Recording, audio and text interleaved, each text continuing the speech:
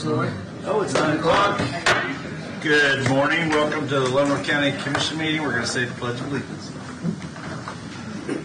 I pledge allegiance to the flag of the United States of America and to the republic for which it stands, one nation, under God, indivisible, with liberty and justice for all.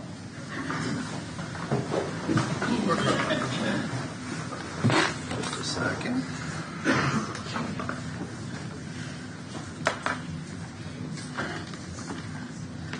Please join me in a moment of prayer.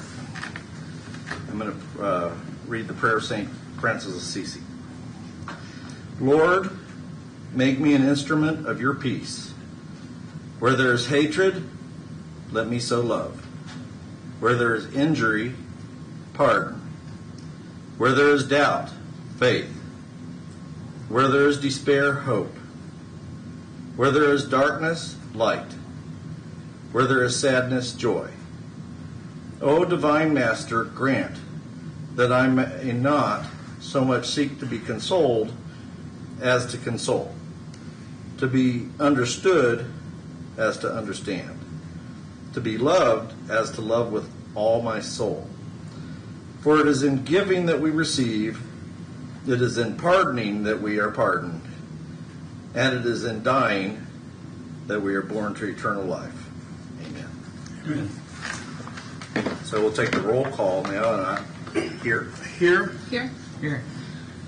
Kind of. All commissioners are accounted for. So at this time, we're going to have public comment. I'm going to read the policy on public comment. Public comment shall be allowed at the beginning of each meeting and opened again at the end of the meeting after all regularly scheduled agenda items.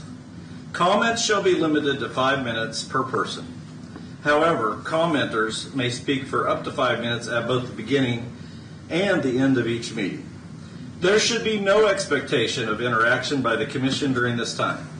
Everyone wishing to make comments either on items on the agenda or not are encouraged to provide their comments in writing no later than 8 a.m. the Monday immediately preceding the meeting. These comments will be included in the agenda packet for everyone to access and review. This allows the Commission to have time to fully consider input and request follow-up if needed prior to the meeting. During times when the courthouse is closed to the general public, anyone wishing to make public comment will provide that comment in writing no later than 8 a.m. the Monday immediately preceding the meeting. The comments will be included and distributed with the normal meeting packet. So I do need to address a few things about public comment. In the past couple weeks, the level of decorum and civility in the public comment time and during the meeting of the Leavenworth County Commission has not risen to the level of professionalism that we should have here. I would ask everyone that's attending here to please bear that in mind. You are ladies and gentlemen. We are not toddlers and we are not junior high. This is not a place for catcalls, whistles, undue displays of whether you support or don't support certain individuals or certain views. You are here to give your public comments. The statutes of Kansas do not require this body to even offer open public comment. But it is a decision the body has made to allow citizens public comment, and we allow it fully and openly. And we want to hear your comments. But we do not want it to be a circus in here. And I'm going to tell you this. If it becomes a circus in here, I will clear this room. I will not tolerate it. And we've got to raise up our standards and get it a little higher, each of us. Please do, if you address the body, address issues. Do not attack persons. There's no need for that. There's no need for displays outside of this room either. There's no need of people chasing people down the roads. There's no need of any kind of incivility at all. Let's be ladies and gentlemen and respect each other's differences of opinion. And I just want to underline that. We have a deputy in this room. If there is anyone that does not comply with this, you will be removed. Does everybody understand? Can I see your hands? Thank you very much. I appreciate it. We will now go to open public comment. Carl's Kent. Good morning. Good morning. Jim Carl's Kent. As I've stated before, my wife and I traveled to Wichita a few weeks ago to meet with and hear two industrial hygienists, Tammy Clark and Kristen Megan Kelly. These women came to Kansas to bring light to the dangers of hyperscale data centers. A colleague of theirs, Stephen Petty, an electrical engineer, also a certified industrial hygienist, also works in the area of hyperscale data centers. Recently, Mr. Petty spoke to the Ohio legislature on the dangers of forever chemicals and that are called PFAS and are produced by hyperscale data centers and other forms as well. Mr. Petty is not opposed to data centers. However, he warns that going unchecked data centers can destroy communities.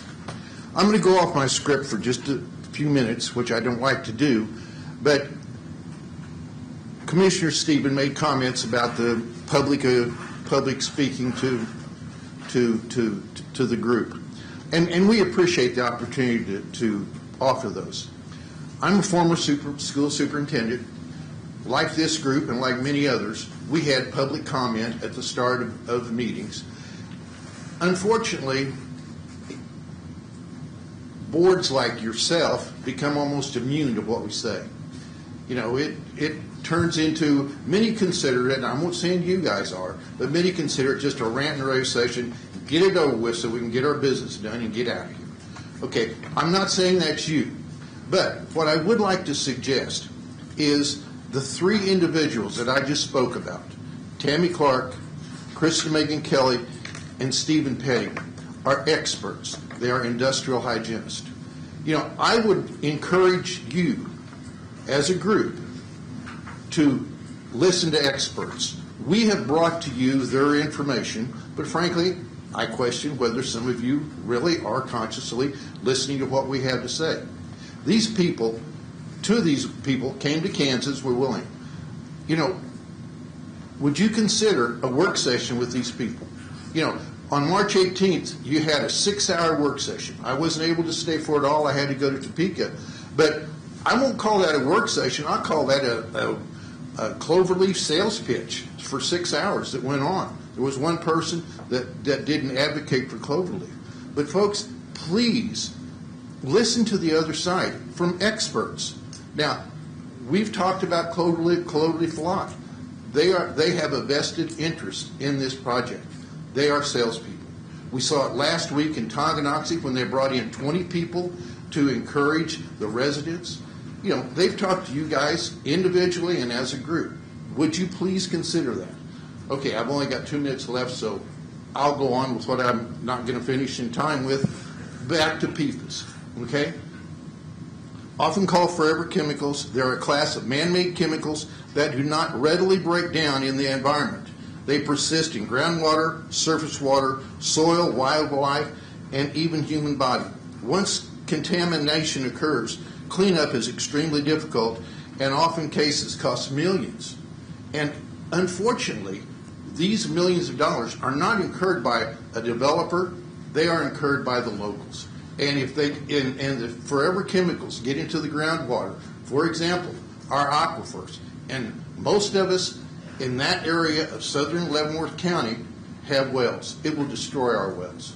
You know, and Stephen Petty, he, as I said, he is not opposed to data centers, but he feels like that the public is due the accountability when things are put in place with respect to making sure the rules and regulations that the developers as well as those that eventually buy it follow through on making sure that they don't destroy the land. You know, we saw it last week with rules and regulations. I made a big issue of the 85 decibels, which was a joke, but we need to get rules and regulations, if you're serious about this, which I think some of you are, to put things in place that will protect the people. You know, don't just listen to Cloverleaf on what they want to do. I've got 16 seconds left, so I'll close, but I do appreciate you taking consideration of bringing some experts in, not salespeople. Thank you. Thank you. Further public comment?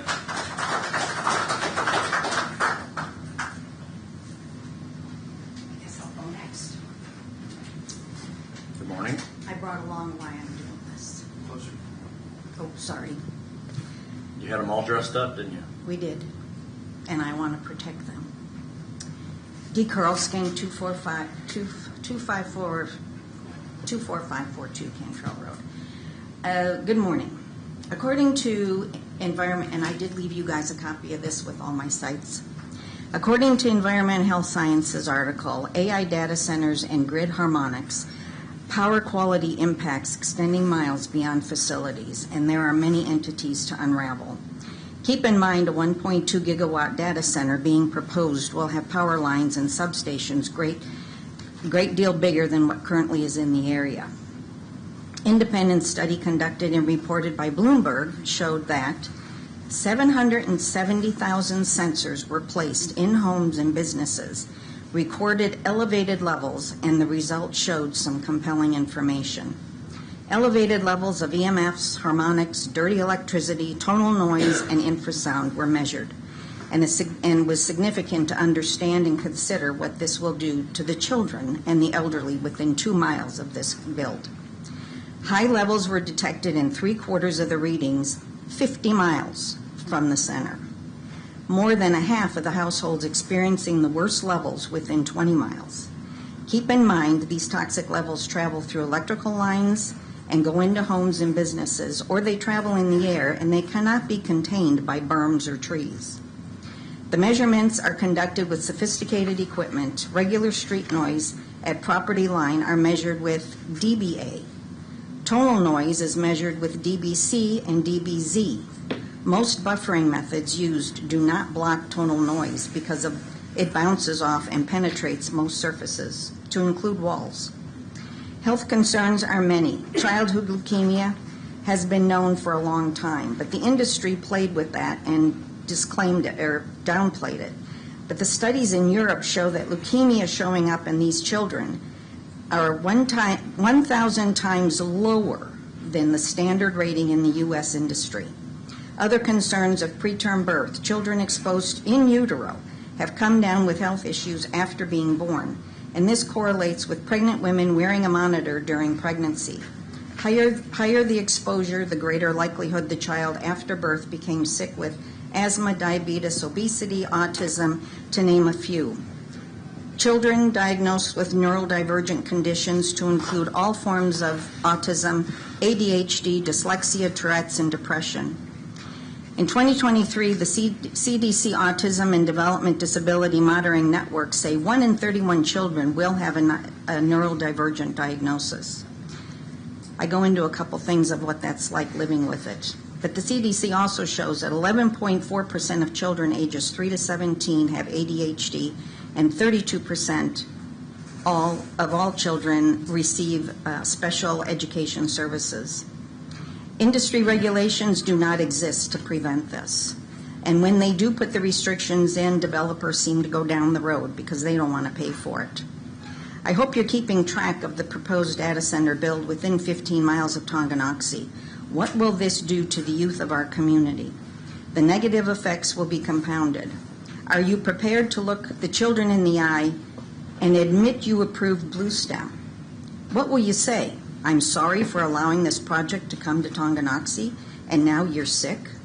Have you looked in the mirror, or do the dollar signs blind you? Cloverleaf has not mentioned any of these toxic electrical components. When asked at their little meet and greet, I told Aaron Ballou I was told by Aaron Ballou, they're working on reducing the impact. No solution given.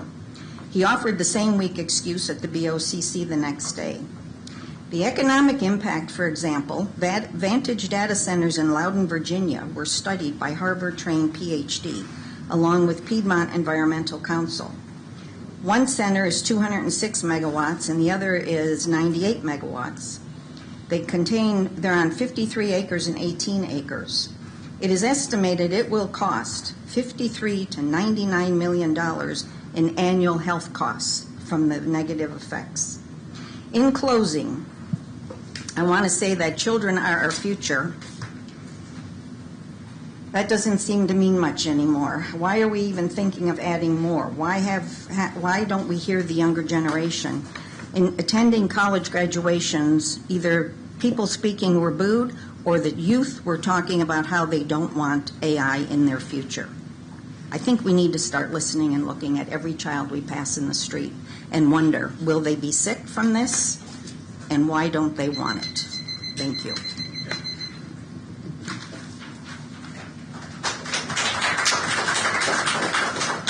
Further public comment.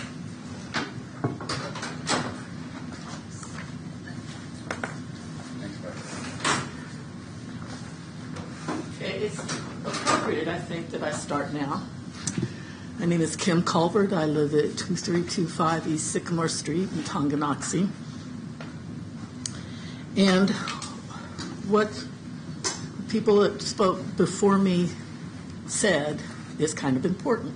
I think it's one of the biggest failings of the current regulations that are being drafted to control data center building in Leavenworth County.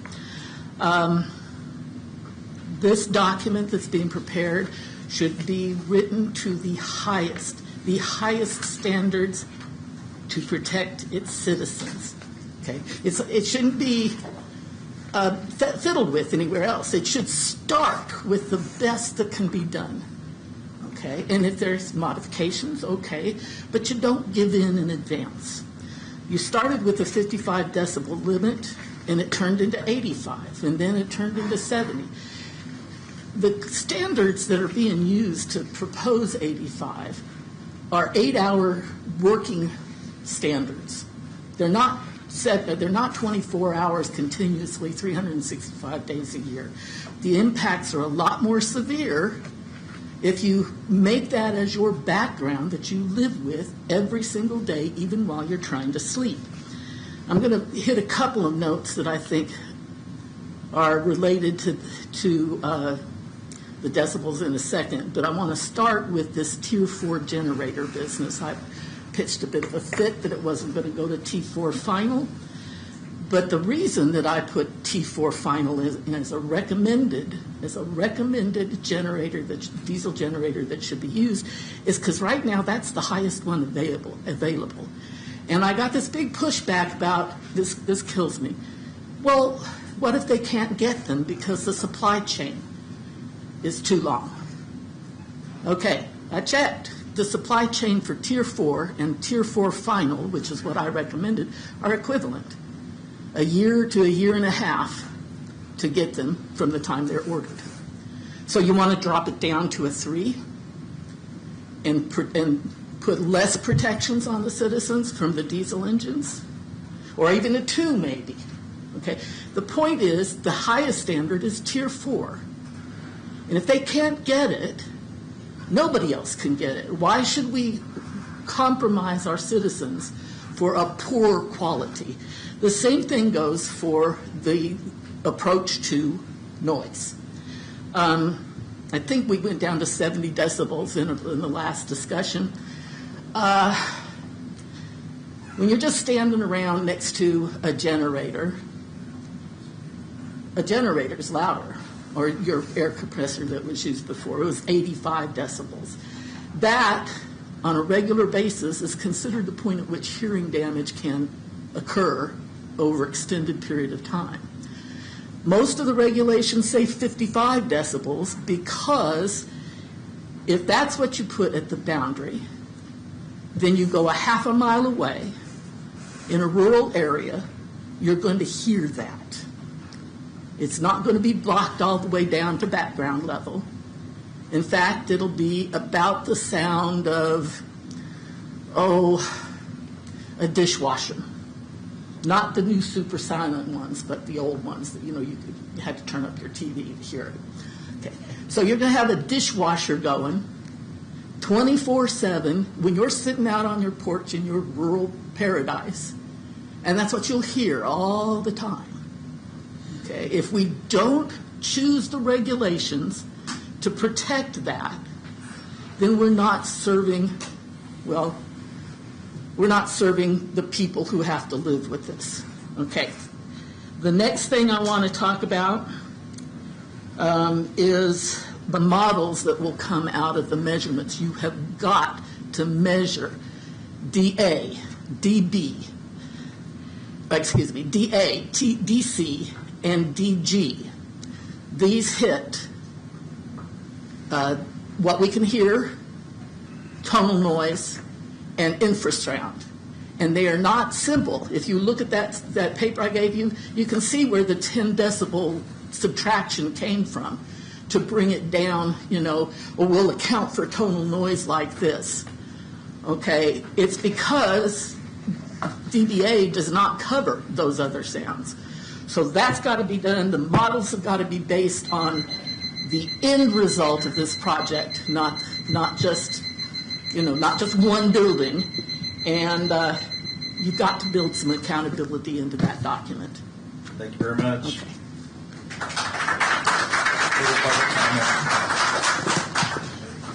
Good morning. Thank you for allowing me to speak. My name is Rebecca Davis. I just want to remind you of the statistic that 7 in 10 Americans do not want to live by a mega data center. So one thing that is kind of bouncing around in my brain, so as we go to the Tonganoxie City Council meetings, they're saying that they don't have a seat at the table, and it almost seems like a bit of a fear response, like if they don't participate or fall in line, then they won't get any kind of. Anyway, I can't speak for what they're thinking. I should just stop there. But the point is, when I hear them say they don't have a seat at the table, what might potentially be the biggest economic development of my lifetime, that doesn't make sense to me. So I don't know how that communication works, but I would like to encourage you to draw in the city council and as much as possible. Okay, I'm going to go back to my medical training. I've been a registered nurse for 26 years, and in the medical field, we talk about risks and benefits. My critical care nursing the way I frame things is prepare for the worst and hope for the best. So today I am going to go kind of out in the weeds and talk about worst case scenarios. So thank you for, as the debate kids call it, going nuclear. Buckle up. Here we go. Okay, so like I said, being a registered nurse, the way we frame things, risks, benefits, side effects, and critical long-term studies. Long-term studies are extremely important for understanding what could happen in the future. They don't exist for something this large, and that is very concerning to me. So here's a couple scenarios I just like to put out there of unintended consequences. One, heat islands. We know that data centers guzzle huge amounts of electricity and potentially consume lots of water, even if it's just that initial fill.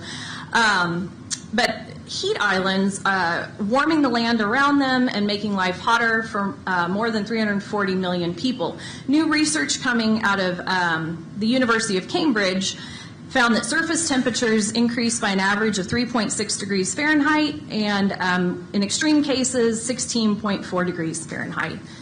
Unintended consequences. Jeffrey Hinton, known as the godfather of AI, fears the technology he helped build could wipe out humanity. He's a Nobel Prize winning computer scientist and former Google executive. He's warned that there is a 10 to 20% chance that AI causes human extinction within 30 years, and that AI will surpass human intelligence within his lifetime. The man is 78. AI systems might be able to control humans just as easily as an adult can bribe a 3-year-old with candy. Here's an example of an AI system willing to deceive, cheat, and steal in order to achieve their goals. And so an engineer working on an AI model excuse me, let me back that up. To avoid being replaced, one AI model tried to blackmail an engineer about an affair that the AI model learned about in the engineer's email. That's just creepy. In 2023, Mr. Hinton says he regrets his life work. He stepped down from Google and started speaking out about the dangers of AI. He warns that AI will destroy jobs and create massive unemployment. He believes that AI cannot turn a profit without replacing human labor. Unintended consequences. Strategic target. Modern warfare increasingly targets physical data centers as they power military intelligence and AI systems. Destroying cloud infrastructure can disrupt communications, banking, emergency services across the nation. War looks different now. The war in Iran, commercial data centers were struck in Iran by physical military strikes. Governments are now changing how they protect these digital assets and reclassifying them as critical infrastructure. Do not put a target on our back. That's kind of scary. So in conclusion, basically risks, benefits, long-term studies that don't exist. I just don't want to be the guinea pig. Thank you for your time, and thank you. Thank you. Further public comment? Additional public comment? Come on down. Ted? Morning. Morning. Ted Grunner. The data center that you're proposing is the problem, but it's also going to develop another problem. We have to build the power to get to it. So they're going to build a huge electrical generation building, and that is going to be a problem also. Are we going to let them put that in Leavenworth County also? Are we going to be on the foot for it? If they do build this, what are we going to get out of it? Are we going to get, a fire station and maybe some more police? But whenever they leave or go belly up, or we can't afford it. We won't be able to afford the upkeep of what they give us. It's like going to a show, a Wheel of Fortune and winning something, you can't keep it. Well, this is not going to be good for us. The water that the making the energy is going to use is going to be dwarf the size of the data center. And the data center is terrible. The amount of water they're going to have to use to cool it. I don't care how they cool it. It's going to use a lot of water and consume a lot of water. The water they have to get rid of in the closed loop system, they have to flush it every now and then, or if it gets some oxygen in it, it has to get rid of it. And by the time it goes through all their systems and then it gets flushed, it becomes a forever poison in the ground. They've got to get rid of it, and it goes, we'll just flush it down the creek. Well, it's going to go down into our water, into our aquifer, and we can't get rid of it. Why do we want that in our community? If you are so set on bringing it into southern Leavenworth County, let's put it in your district. See how your people like it. See if they want it. And, if they want it, let them have it. Let's put it up in Leavenworth, right next to the prison. They've got all kinds of systems up there. You can buy the ground. They're going to spend $50 million down here to buy this ground. Let them spend $50 million up there in Leavenworth. That'll be fine, won't it? Wouldn't that be great? Have it up there. You'd like that. They've got if you're spending $50 million for ground, you can buy $50 million of ground up there. I'm sure people up there would be happy to sell it. Go talk to them. It's not what we want. The community doesn't want it. And you don't want us to have a vote because you know you're wrong. You know the community doesn't want it. You want somebody you don't think enough people will show up to vote to tell you that they don't want it. I'd be willing to bet that enough people would show up to vote. And probably enough to do other things that you probably don't want to happen, to vote. Thank you. Thank you very much. Further public comment?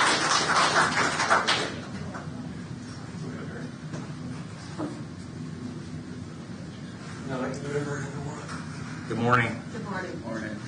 Mary Bowes, 2133 Brookridge Circle, Tonganoxie.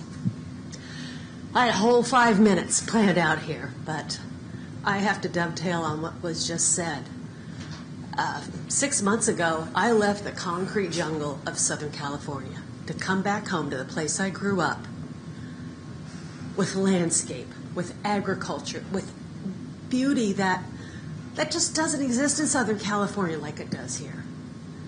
I wonder, too, if any of you have driven in the area, especially this time of year. It is absolutely gorgeous with landscape, everything green, fresh produce, warm air.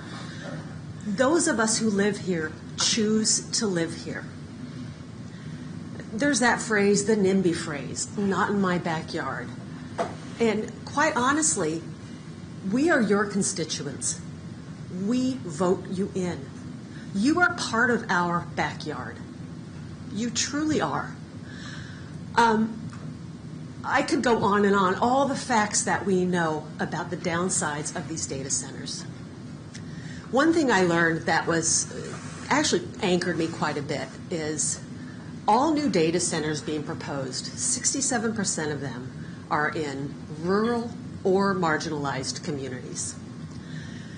Communities that are financially vulnerable, communities that maybe don't have a higher level of education. And it just infuriates me because I am so proud to be a part of a community that has the innate intelligence to know the quality of life that we choose to have here and that we do not want to give up. Because very slowly, our entire earth is going to look like a concrete jungle. And we just don't want it. And the last thing I want to say is I'm not sure if any of you are familiar with small modular reactors. I looked into this because, once again, my dear friend turned me onto this, and I started doing a little deeper dive. I still don't know nearly as much as I should, but basically, small modular reactors are potential sources of energy if the available grid is at risk of not being able to supply a constant, reliable, and clean source of energy. Now, regarding these SMRs and its relationship to Kansas, TerraPower, which is co-founded by Bill Gates, has signed a memorandum of understanding with the Kansas Department of Commerce to explore siting a Natrium small modular reactor and energy storage system on Evergy's service territory. I have no idea what that has to do or might have to do with Cloverleaf, but I'm curious. The Kansas Board of Regents has announced an investment of $15 million in nuclear energy. Deep Fission has signed letters of intent with partners to build SMRs at planned sites in Kansas, Utah, and Texas. And I believe one of those sites that they're looking at right now, or even starting with, is Parsons, Kansas. So I do ask that the board look into this. If anything, we want complete transparency and to know long-term possibilities. The only thing I know about SMRs is that they drill like a mile into the ground, drop some kind of reactor down there, and have it as a potential energy source if needed. So again, thank you, and I do appreciate coming from California. It is nice to be in a community where I feel like we do have a voice and that we're not just listened to, that we are heard, and that there is a sense of community that's priceless. Thank you for your time. Thank you. Additional public comment.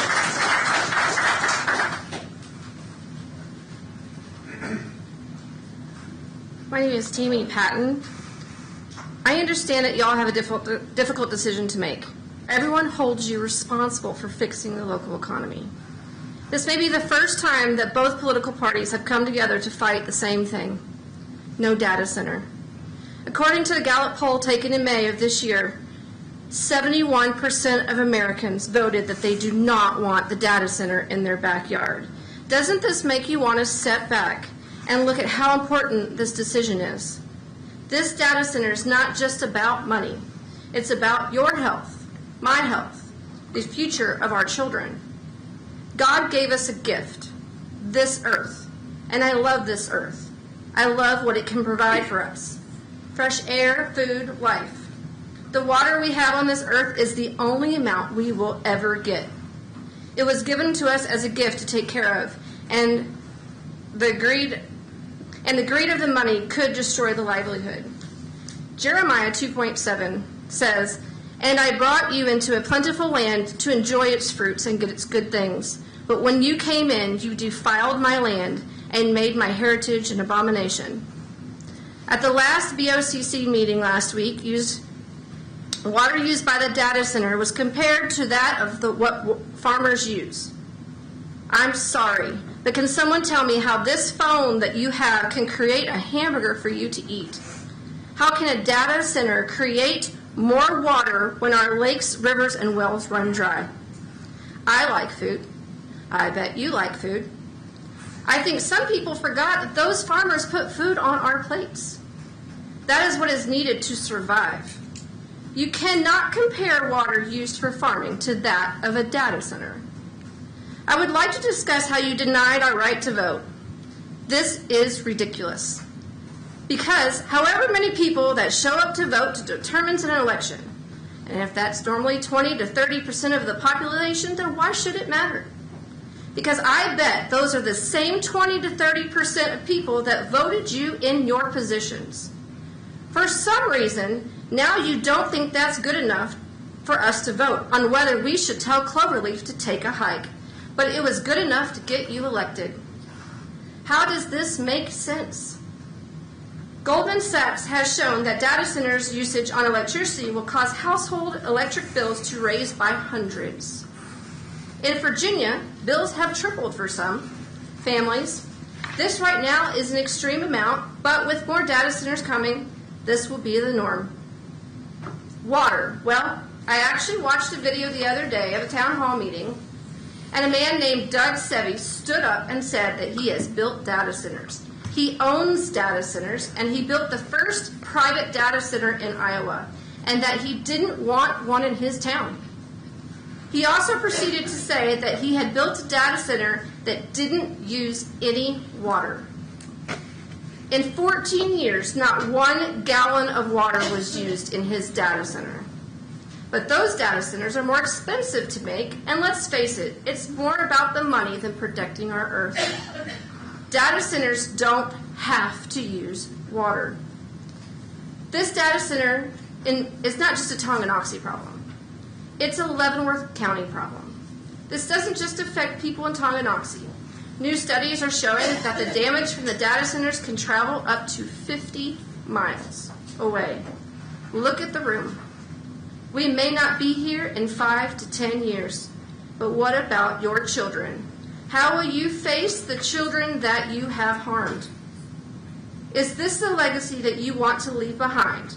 You have a responsibility to protect us. Thank you. Thank you. Further public comment? Welcome.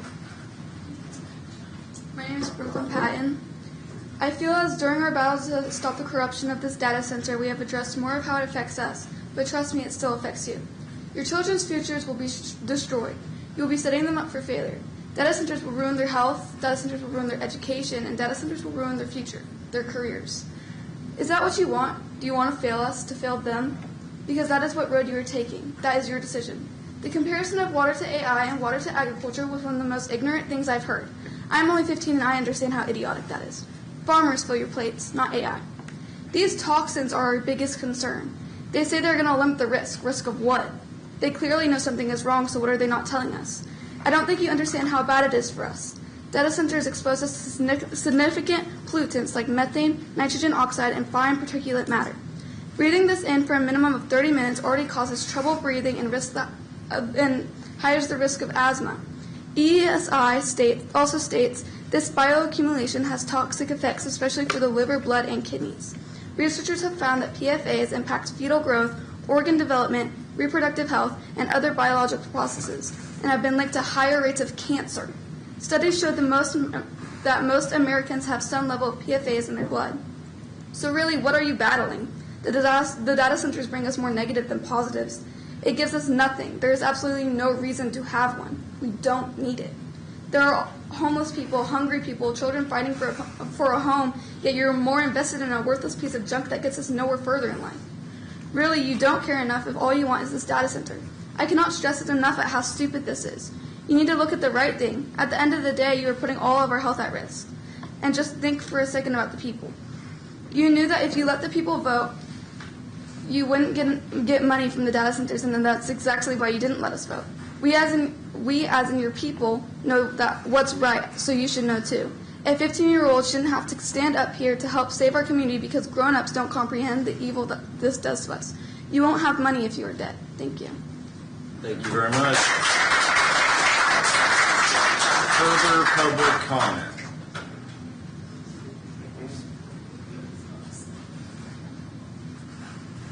Good morning. Brian Morley, 23947 Chieftain Road. Coming here every week, trying to make you all aware that we love our home, we love our community, we love our clean air and our clean water. I feel like when you drive into Tonganoxie, what's the first thing that you notice? It's peaceful, it's prosperous, there's lots of activity, lots of churches. Our town is represented by all different Christian groups. There's Jewish people. There's everything. It's everybody. Why are we there? Because it's our home and it feels safe to us. Last week, I was on the highway and I got this weird feeling. I was driving and I was like, something is wrong. I don't really quite understand what's going on. But I pulled off to get gas at 78th Street. So I'm pulling off, I'm getting gas, and I realize that I've been followed. And I'm like, well, this is weird. Is this really being followed? So, I finish getting gas, I go get my donut as one does, I get back in my car and I drive. Again, I'm followed onto the highway by a certain someone in this room, actually. That certain someone is Byron McPhee. And Byron, Please, let's not do that. All right. That's not what this is about. I don't want to feel like I am being being followed. That is a lie, just like the rest of Hey, Stop. Hold on. I will have both of you removed. Okay. I want to feel safe in my home. I want to feel safe in my town. I want to feel like my community is being cared for by my state, by my county. I want that to be the thing that makes me feel like I can get up and happily go to work every day. And right now, I don't feel very safe. I feel like we are holding our breath. So many people in this room wake up at 4 in the morning, absolutely terrified. They're terrified of the future, of what's happening.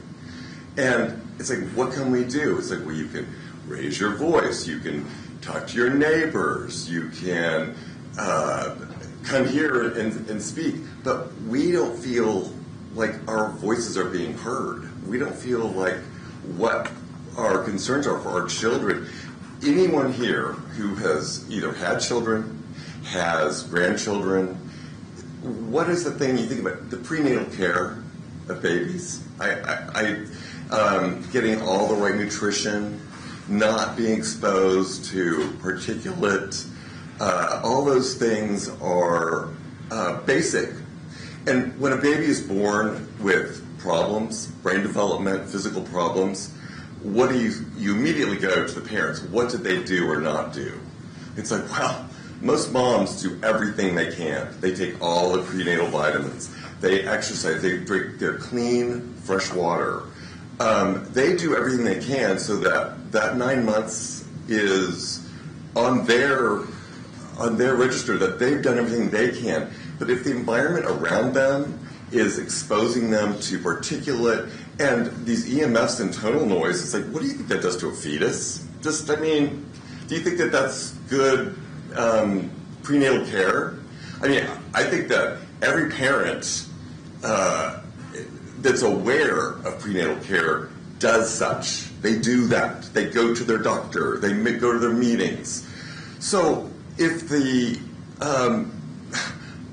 county government has said, you know what, we're going to go ahead and put this in your town, that's not on us. That's on you guys. You guys are here to protect us. I think that if you're a God-loving person, if you care about your community, that it's something that you can't escape from because it's a care that you have from the time you go to sleep to the time you wake up. I say, I'm pleasant to people that I don't know. I'm a door opener. I open doors for people. If I see people at the zoo or a restaurant that are maybe a birthday gathering, I'll offer to take their picture so they all get to be in the picture. I want to care for my community in the same way. I wish that you listen to all of us with your hearts, and not your pocketbooks. This is really about human existence. Thank you very much, Brian. Thank you. Okay, I'm going to just reiterate what I said at the beginning of the meeting. This is about civility. It's about talking about issues. It's about having your opinion expressed. This is democracy, and we're listening. But let me tell you, I'm not going to tolerate personal attacks, and we're not going to have it. And we're not going to have catcalls, or we're not going to have whistles, and we're not going to have displays. This is not what this is for. So just a reminder, that's your reminder. Come on up. I'm not here to talk about the pros and cons of the data center. I'm here to state my strong feelings regarding representation of the citizens. I encourage each of you commissioners to be transparent with your citizens, to vet this project the way it needs to be vetted. We've had projects in the past, a couple of years ago, that had a serious vetting problem that the citizen, and most of you know it, that half the town showed up to Chieftain Park over that issue. So I encourage you to be transparent. This includes all aspects of the project to which you have knowledge, any personal or relationship interest you may have in the project. As I see it, you have two choices: being ethical, transparency, and being ethical with your actions, or giving an appearance of arrogance towards your citizens. Thanks. Thank you very much. Further public comment?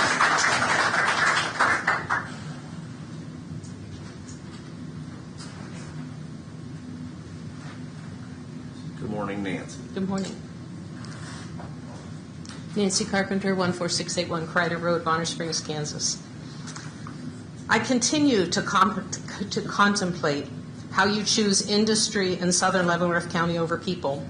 But that's what you did. You were faced with a what-if situation. What if Kaw Valley's claims that they will be good partners for the county providing jobs and money are true, versus what if the people who spoke up about the hazards of the operation are right? You made your choice. Now I ask that you make sure that the resolution you sign and the development agreement you settle upon are written with language that is ironclad. There can be nothing in them for Kaw Valley to skew in a way that will allow them to exploit the county. Part of your job is to read documents carefully before you sign them.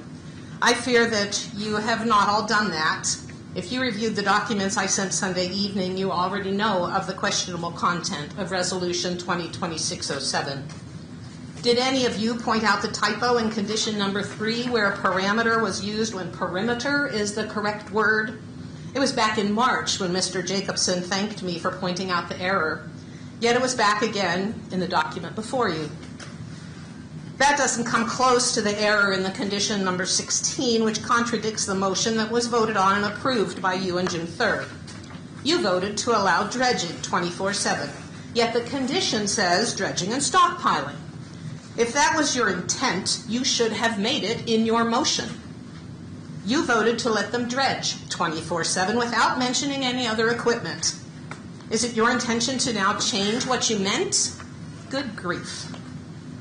Then there's condition number 9, which holds a detailed explanation of the haul route. It goes on to say that third-party destinations will follow the route turning left at K32 from 189th Street. It also states that, quote, trucks shall use only the designated haul route as approved with this special use permit, end quote. Sounds serious until you look at condition number 27, which says the SUP is limited to the application from September 30th of 2025 and the narrative of October 15th of 2025. Have you read the narrative? There's an alternate route. I would guess that Caw Valley will pounce on that if you tell them they can only follow their designated route. The devil's in the details, folks, and it seems you don't care as you happily approve the SUP and conditions without regard to those details. I assure you there is no way Caw Valley will just chuckle and say they knew what you meant and agreed to overlook the inconsistencies. Perhaps language should be inserted in the resolution to clarify that when the narrative and conditions are at odds with one another, the conditions rule the day. You have a chance to right the ship with the development and road improvement agreement. Clean it up. Read every single line carefully. Ask questions to make sure the language is not open to interpretation.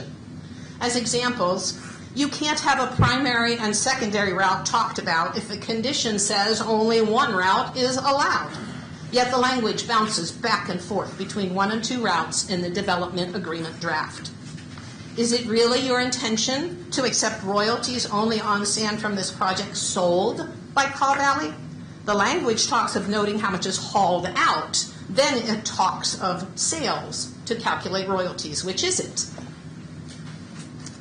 Where in the document does it specify what has to be done before any equipment starts clearing the land in preparation for setting up shop on the site to dredge and stockpile sand? I shouldn't have to read and reread the words to find the answer to that question. Heck, I shouldn't have to read and reread either of these documents, then send comments and questions to the county. That's your job. There can be no blind trust when working with Caw Valley, or for that matter, any industry moving into the county. It has to be crystal clear, and the documents before you are not. Please remove Resolution 2026-07 from the consent agenda and ask that the errors be corrected before you actually sign it. The development and road improvement agreements need a lot more work before they're acceptable. You should take my comments and questions along with the dozens that you should have and send the document back to the drawing board. I'm sure you're familiar with the term spitting in the wind. I've been doing it every single week.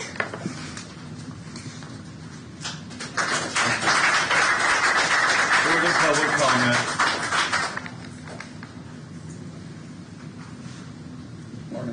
Good morning, Commissioners. Richard Paz, 1775 Michaels Road. You're about to hear a briefing on the plus sides of this project. And it's remarkable that you will never hear the downsides. And so that's why I think there's a lot of concern about people being sold something. And I have previously spoken about the cost side in the context of Senate Bill 98, which is the proximate cause for this project to be here. And I just want to make it plain the subtlety of why tax exemptions and tax subsidies are deceptive, because in the end they have the same fiscal effect. So imagine if, like every law-abiding citizen or corporation, they actually paid the taxes that they're supposed to. We're not asking for anything extra. And then you held that in escrow. And then the county writes a check for $900 million to $1.2 billion afterwards. I think people would have a different view of this whole matter. Now, I've seen commissioners with the large books, stacks of books of all the exemptions. Absolutely. This is another example of that. On social media, I've been attacked or argued, well, you know, these things wouldn't exist if it wouldn't be here. Neither would the cost. Neither would the cost. And the people are telling you the cost, but for some reason, no one wants to account for them. No one wants to do the calculations for the return on investment. So what my calculations and analysis have done are begin at the end of what you're about to hear. Because when you add those, you get a different fiscal picture. You get a net loss. Now, my figures, 65% confidence rating that the exact figures may be off, 900 million, 1.2 billion after you add everything together. But the confidence that the models are sound are very high, and that when you calculate the biggest expense of a data center is their refresh, those very expensive GPUs, servers, and all that. When you add that together, which is basically the kind of the concrete economic activity that they bring, tax-free. Every small business owner doesn't get that privilege. Every residential homeowner does not get that privilege. And that's why I've said before, we have a two-tier tax system. If you hear the word inequality, this is what it looks like. So again, the costs they bring are being told to you by your constituents. But no one wants to quantify those all of a sudden. And again, that's why an exemption, you don't see it, but if you were to say that it has the same effect and you write a check at the end, then it becomes very clear to the cost in terms of financial terms. And I don't want to be overconfident. I've had a person in the financial industry analyze my work, and I provided that work to Mark. And Mark, I appreciate your professionalism because your numbers are solid. I'm not disputing those per se, but again, bringing in the cost effect, which you will not hear, is where my work begins on behalf of this whole situation. And so while the numbers may be off, again, these may be off too based on assumption of what actually occurs, but the models in terms of the actual costs and that other states like Ohio and Kansas are saying stop. And I provided that in a summary of what they're finding on their net fiscal impact analyses. So we don't have to wait, for me, really. You can see it from other states. But again, the Department of Commerce, KLRD failed the process because it was Net Choice, a high-tech lobby, which requested the bill, but no one seemed interested in doing that hard analysis, which again, a constituent brings forth. So I would just say to the commission, please get a third party to do the same so you can validate these things, because there are costs to everything. Just like RHID, that constitutes what's known as a risk transfer. You cordon off one area, that's tax-free, but those services that are required by that district still happen. The costs imposed by a hyperscale data center and they're moving cash transactions and wear and tear on the roads, property tax may cover some of that, but not all of it. But again, tax-free. We have a two-tier system. So I would just ask and recommend, if you want to make sure, then hire a third party who's independent, not financed by co-relief, to do such studies so we get the full analysis. But again, I think the people are very clear that there are costs associated with this that run the gamut. I also belong to an organization called Rural Leavenworth Incorporated, and part of our duty was to bring these forth to ensure that the rural communities had the capabilities they would need on such cases like this. So that's another avenue where I come from. So I appreciate the county listening, and I hope you take this to heart and do your due diligence. Thank you. A question for you, Mr. Paul. You, when we talk money, a lot of times people's eyes roll back behind their head.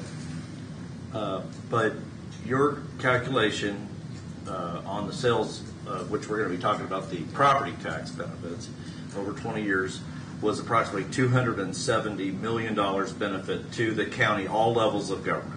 Is that correct? If I scaled it to 20 years, that sounds about right. Yeah.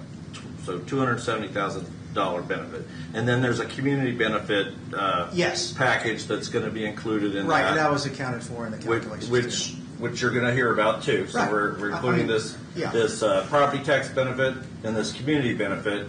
But then we take the Senate Bill 98 incentives and we calculate that amount and we deduct this incentive or this property tax benefit. And at the end of 20 years, we end up, the citizens of Leavenworth County, for this project, we go in the hole $1.2 billion approximately. That's a range of it, 900 million, as I'm working and improving the model, roughly. In all cases, it's in the red. So back to what we originally said when this all had started at the work sessions, the gentleman from Cloverleaf stated that if he didn't have the Senate Bill 98 incentives, they would not come to Kansas. That's correct. So That's correct. we are actually paying them to come to Kansas. Right. And if the logic prevails that it doesn't matter, then none of us should pay sales tax. And we know that's completely and utterly incorrect. So I would just ask that you look at the entire picture, the economic logic, if you will, the fiscal impacts. They are real.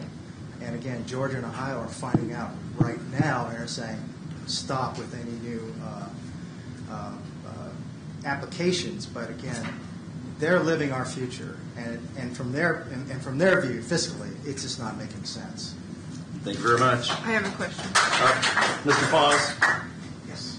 Commissioner Reed has a question. So last week, I think I asked for your numbers. Yes. Did you submit those? Yes, I did. When? Yesterday. Okay, thank you. Further public comment?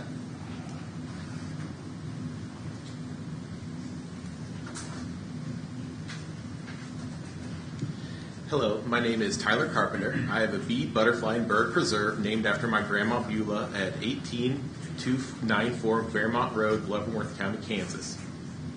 Less than 4% of the original 140 million square mile cons of tall grass prairie remains, mostly in the Flint Hills of Kansas, only because there were too many rocks to plow it at the time. The defining grass of that prairie is bluestem, our official state grass. The PR people who named this project bluestem know exactly what that name means. They chose it because it sounds good. It sounds like something Kansas needs, but there is nothing native, deep, or grassroots about Project Bluestem. Cloverleaf infrastructure is an invasive species. A Houston-based real estate firm co-founded by a former Microsoft energy executive. They package land with energy sources and sell it to the biggest tech companies in the world. In other words, they're modern-day landmen for tech. It's possible that some people have had their concerns assuaged by charismatic suits with promises of closed-loop cooling systems. But the fact is, there are too many negative impacts to even be considering approving this project. For example, those cooling systems are precisely what transmit the low tonal noise that nearby residents have been hearing about. So the more extensively they implement their proposed solution to the water issue, the worse the noise issue becomes. Bees communicate with one another using low-frequency signals and vibrations. The sound from the data center will scramble those transmissions, in addition to being a 24/7 public nuisance. Light pollution will confuse moths and butterflies and disrupt their migration patterns. And I don't need to explain the importance of bees and other pollinators. It's just the food chain. It's stuff we all learned about in school. That's just one issue among many, and it was born out of these people's solutions. A long time ago, Kansans were sold a pseudoscientific lie called rain follows the plow. Early settlers plowed up thousands of miles of deep-rooted bluestem grasses, having been promised by charismatic speculators with their own agenda that converting it all to farmland would bring an end to drought. The soil turned to powder, and the Dust Bowl followed. Bad things happen when we make decisions that impact our entire ecosystem without guidance from those who understand it. Our ancestors either didn't have access to that guidance or they ignored it. But we are not them. We cannot let an out-of-state developer astroturf their way into our communities while laughing at us with our little inside joke of a name. Kansas needs bluestem, the grass, not the data center. Thank you very much. Thank you. Further public comment. Additional public comment.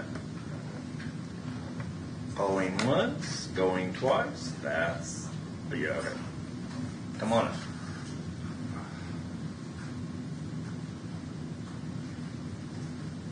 Hi, I'm Marion Herstead, 13080, 233 Lynn, Kansas.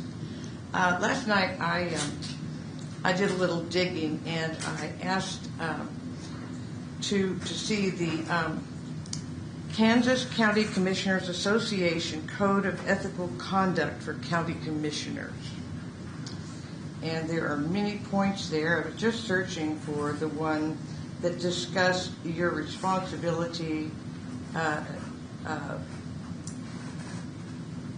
your fiscal responsibility, and as the people, the fiduciary responsibility of you all. Excuse me, it took me a while to find that word. I only got 3 hours sleep last night because I was so upset at all the things that have been going on here. So you have to forgive me. But fiduciary responsibility means that you have the obligation not to put us in debt. I grew up in a Republican family. I grew up in a family with, for the time, it was a pretty good income. Almost everyone, all the other vice presidents of the corporation my father worked for, you know, as soon as they got a little money, they moved north. They built bigger houses. They went in debt.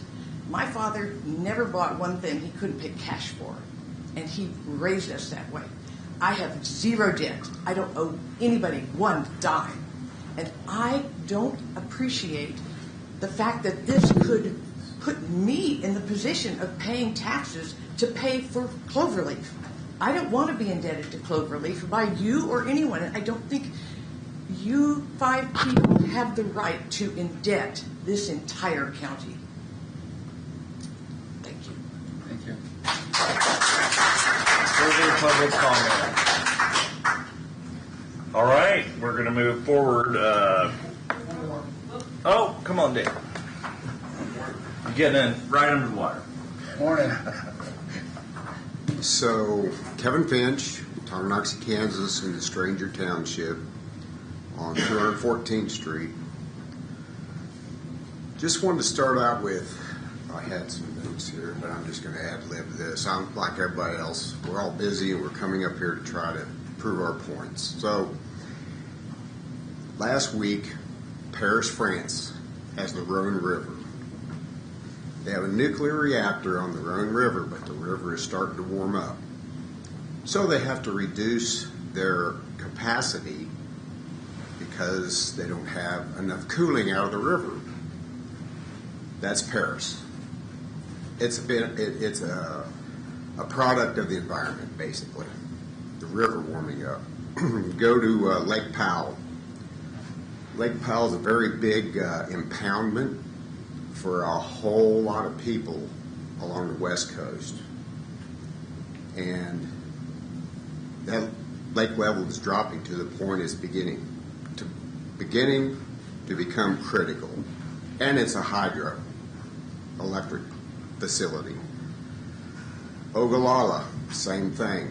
Western Kansas, I've been out there, I've worked around the center pivots. It's an amazing thing to go up on a rise. You might think it's flat, but go up on a rise and you just see sprinklers running full tilt, and they go for days to make one of those a full circle.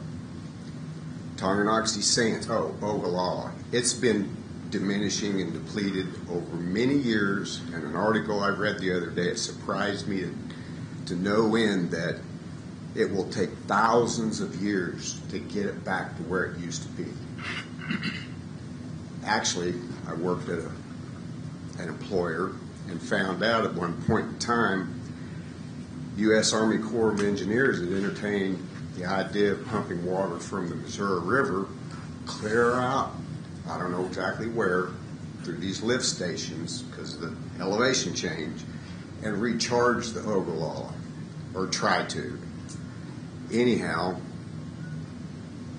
water rights, over pumping, you name it. That's just a water point I'm trying to make here, because they say it's closed loop. I haven't investigated that. There's going to be losses, and at 64,000 gallons a day, that's 40 gallons a minute.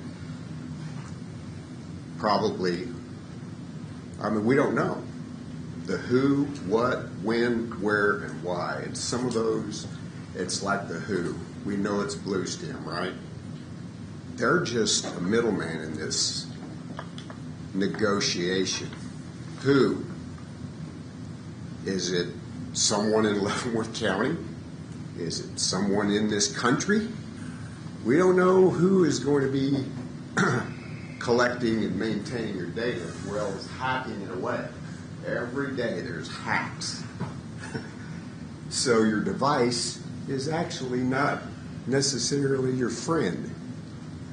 And then the electrical portion of this whole deal. I mean, in the 80s we had the oil embargo, right? Lowered the speed limit to 55. That was to save energy. We jumping way forward then, and now we're back up to 75, 80, depending on where you drive. So I grew up with incandescent light bulb. This is just a teensy little thread of this. Incandescents, we had to replace those with fluorescents, right? Fluorescent had a poisonous gas in it. Now we're to LEDs. This is all for conservation purposes. That's kind of what I'm saying here, conservation. In any way, shape, or form.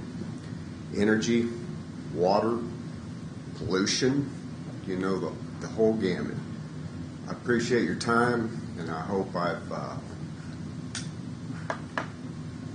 made a statement that persuades you to no data. Thank you. Thanks for coming up. Were you wanting to speak? Yes. Okay.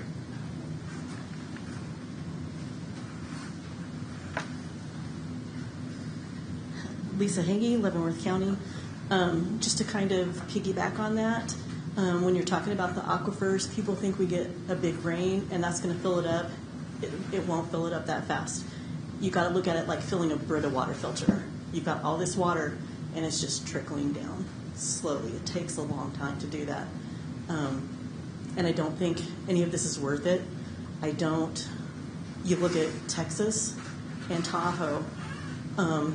Tahoe, they're having to find their electricity elsewhere because the data centers are using every last bit of it.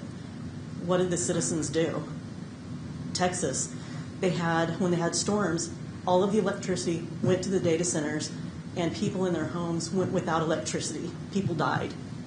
It's not worth the excess. Data centers, they can, if you, God forbid, have to pass this through, they have a way to not use water at all. They just don't want to pay for it until they actually have to, and then the damage is done. So, like everybody said, please take the time, get experts in to listen to what they have to say, not somebody with an app on a phone. Just do the research, please. That's what we're asking. Thank you. Excuse me, ma'am. Yes. Before you leave. Mm-hmm. Could you repeat those towns you said that people died because it was lost of electricity? I don't have the towns. I would have to get it researched further, but I had read something and I didn't put down where I got that from. Can you provide that to him? I will try and find it and do that.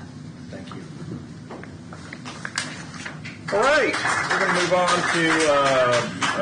to administrative business. Mr. Lawfrey. Commissioners, last week under public comment, you had somebody come in to talk about one of our bid processes for the Meals on Wheels.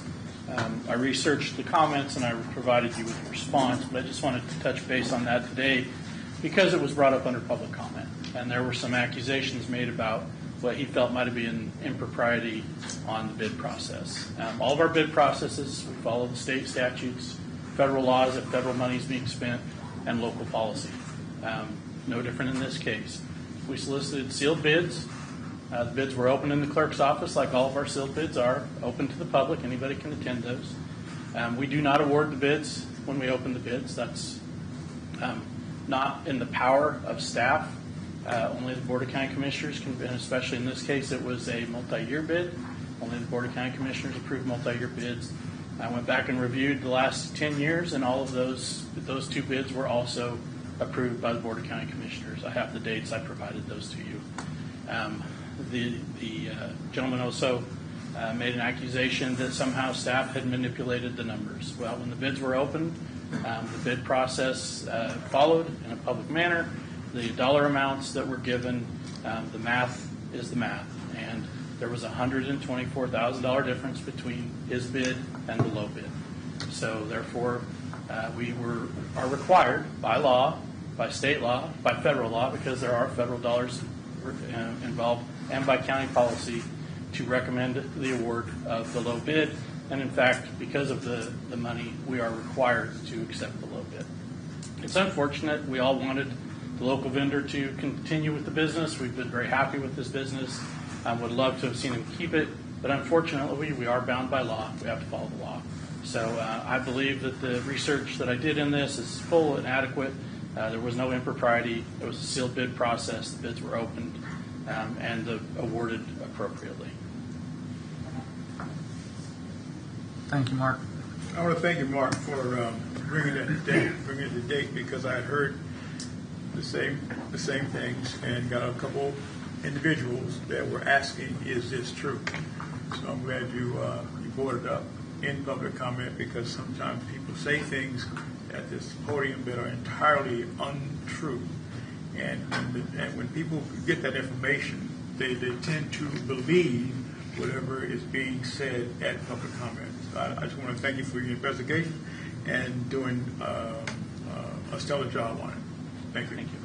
What about the items he discussed with staff not holding meetings that he was told would be held and things like that? So I think that has been that I addressed that in my email to you as well, and it had been addressed with the individual too. The contract allows for quarterly meetings to follow up with any concerns or questions. He meets with the Council on Aging staff, I believe, nearly weekly, if not more frequently on sometimes. We had no concerns with his service. We've not had issues with his service in the past, so they did not need a special meeting to address those issues. They felt like him meeting with Georgia, who leads the Meals on Wheels, on a weekly basis, or even if it's just monthly, was adequate. They did not see the need for additional meetings. So was he aware that he was being shopped, essentially? Yes, he was part of the bid process. Yeah. He's been part of the bid process for 3 times. This is his third bid. When he won the bid, he won it from the VA in a sealed bid process. And then the second time he bid, there was nobody who bid against him. He obviously won that bid. And then this time, when the bids went out, we have to notify him that the bids are out. He participated. He provided a bid, as did a business out of Johnson County, I believe they are. The way that he stated the meetings weren't held that could have been held, I just wanted to make sure that Philly was done fairly and communicated with. Yep. And I think that really attests to the quality of product that he's provided over the last 10 years. I mean, we haven't had issues with it, but we are required to bid our work. Even if we have somebody who's doing a great job, we are required on a regular basis to bid our work. Sure. The board's familiar with that. Thank you. Yes. Mark, do we have for using the county folks instead of using outside the county, do we have a preference percentage that or do we still use that? I know it wouldn't have played in this one because the bids were so far off. Right. It really surprised me. We do have a personal or a local preference of 5%. However, when we use federal funds, I'm not sure we can even allow the 5%. It's not something we've ran into in the past, but if we ever did, we would definitely have to evaluate whether we could even allow the 5%. Okay, thank you. Any more questions on that? And do you have anything else on administrative business? No. Okay. I have a couple items. One of the city commissioners from Leavenworth stated that he was trying to work with getting some communication about the transfer station and maybe offering some ideas and additional communication about that. And I guess it was stated that we need guidance from the board to allow you to move ahead with any kind of conversations like that. So I just want to bring that in front of the board and see if that was the desire of the board to let them have additional communications. Yeah, I would like to respond to that, Commissioners. Obviously, that came up a few months ago, and the board voted to not proceed with that, and at that time, that's the direction I've given. I'm not going to go against the board's direction and meet with the city to continue to discuss it after I was told not to. So that's where we're at. I know I've been contacted by Me too. 2 city commissioners and a senator, so I'm happy to rediscuss it if we would like. One of the things I think when we have elections and some new people on these boards, I don't think it hurts us to meet again on the topic and make sure that they're not bringing a fresh perspective, or, you know, the two boards together then have different people, would be my only consideration. So do you just need a consensus of the board, or do you need some kind of actual motion? Well, you voted last time to not proceed with any conversations with them, so I think I would need you to vote to direct me to proceed with those conversations. You know, so let me go ahead. I remember when we did it, and I remember the city is, and I had that commissioner who's a good friend of mine, Leavenworth, talk to me. But we're not going to take Leavenworth County property tax to make another entity balance out. And that's what they wanted to do. And they also wanted to take control of it, and I don't see why he's running great. Only money that goes into it is what keeps it running. So I don't mind people talking and something like that, but I think what Vanessa said may be true. You know, when I was the chair a couple of times, I got us to meet with the other cities so we could talk and iron these things out, so the new ones would know what's going on. And we've had some change over in. But from what I'm hearing from the individual is they want to take it over so they can lower their cost, but yet that's not what's going to help the county. And I think the county needs to keep control of that landfill or whatever, the transfer station. So, and that's what I thought the topic was on when we were talking earlier. I'm not going to put more taxes on the people in the county. Well, go ahead. So, and I understand you guys weren't here back when this happened, so I want to make sure you understand, or let me explain it to you. The county runs the transfer station for whatever it costs us to operate it. That's what we charge the people that dump stuff there. So they just prorate the dollar amount on how much it costs us to ship it to the landfill. The landfill folks told us, your rates are going up.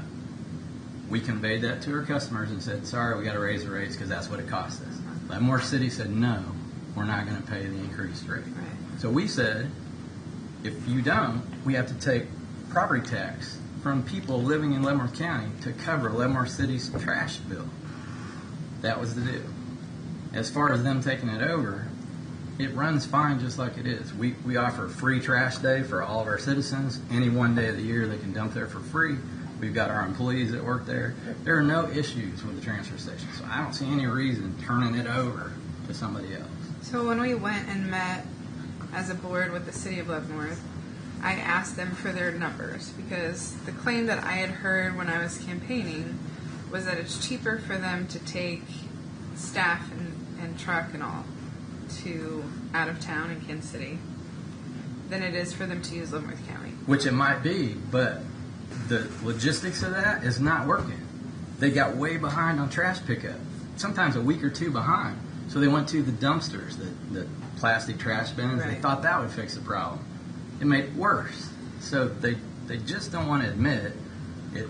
Even though it's a little cheaper to haul it all the way, it doesn't work out as far as picking up the trash on the designated days. So when I was approached by one of the new commissioners, I said, I never saw these numbers that I asked for when we had this joint meeting. So my request would still be to see these numbers so that we can compare them, right? Because instead of just hearsay, I want to see this. Well, what difference does it make if it is cheaper for them to haul it all? Well, I think it's fair for us to have the data to back up the claims that are being made instead of just dealing with claims. Yeah, but I mean, what difference would it make, even if they could back it out and prove that's true? I'm saying it probably is true. So what difference would it make that they prove that that's cheaper for them to haul it? Why don't I have the numbers yet? Oh, I don't know. I get what you're going with, yes. Yeah, I get it. And so my request is basically to allow communication, whether it's from Mark to Scott, or if we can have a work session with the city, because I don't like these ongoing issues, and the public, seems to be frustrated by it. And then you might have other people who, again, are just hearing both sides. But I think the data helps, just tell the true story, and then it's no longer just this back and forth. And I understand what you're saying, and if you guys want to address it again, maybe after I'm gone you will, but we were here. We've already went through this. We've already had work sessions, 2 or 3 work sessions on it. We already decided and tried working it out with them several times. And I met with them personally, individually, and said, look, I laid it out just like I told you, and they're just like hard-headed or something. I don't understand what the problem is. And I'll respect the wishes of this board, obviously, so. Well, I was approached, and I don't know what their proposal is, but supposedly there's some kind of a proposal, and they tried to approach Mark, and the response was, we've made this rule that we can't. So I am in 100% agreement that we are not going to cost the taxpayers money in the deal. But I'm not opposed to them being allowed to approach Mark. I don't really want to have a work session. I don't either. No, I'll tell you what, Another one. We don't want another one. You forgot that. If they want to give Mark some information for him to review, that's fine. But to set up several having a work session when we beat this thing to death, and I'm not going to put more taxes on the county folks. It's not going to happen. So if we could just move ahead, let them communicate, and then if there is any kind of a new breakthrough. And I just want to add, because if the city does take it over, they would be able to do exactly what I'm talking about. They can just push it off on the taxpayers. Which is one of my concerns, and I think, so the reason I suggest a work session is because when I was campaigning, I heard a lot of complaints about the relationship with the city of Leavenworth government and the county. I think all of our relationships with the cities, and someone spoke about it today with the city of Tonganoxie, I think our relationships need to be really strong with the city councils, the city commissions, the county commission. And so I don't want it to appear like we're not willing to sit down and have a conversation with the new members on the board, especially when we go to those meetings that hopefully we'll continue to have periodically. I want us to be able to focus on current business, not on things that are just like hanging in the air. And so that's just one of my concerns. And let's take it one step even further. The county runs on property tax, period. Cities run on sales tax and everything else they can come out. And property tax. And property tax. So they can do this. We charge no more than what it charges us to do it. And then on top of that, there's employees. They can fire all employees. No, unless they can tell us something, and I have no problem getting information, Mark, unless they can tell us something, we've beat this thing to death. So are we okay with Mr. Lawfree meeting with the city leadership, and we will not schedule a work session, but just to find out what the communication is at this point? Okay, all right. Is that okay? Do you want a motion to that effect, or is this sufficient? You're welcome. I don't think we need to do that. You're welcome, Mark. Thank you. Appreciate that.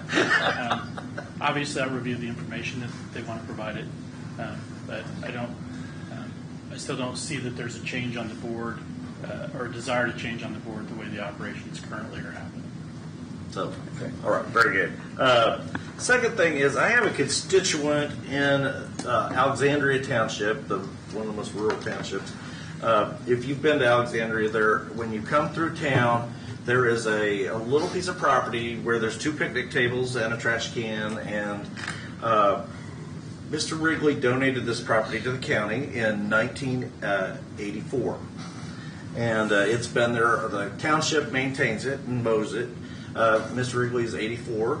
He would like to memorialize, I think the Schwinn family, there's a memorial that he would like to memorialize. And our current policy, which we dug this out, only allows for a memorial to be done 1 time per year. So I was wanting to see if we could put on the agenda to make a departure from that policy and this have a proposal for this small little plaque to be placed on the property. Put it on the agenda. Let's talk about it. All right, let's put that on the agenda. Everybody's okay with that. That's what we usually do. Have a conversation. Yep. And maybe I'll have Mr. Wrigley come and speak.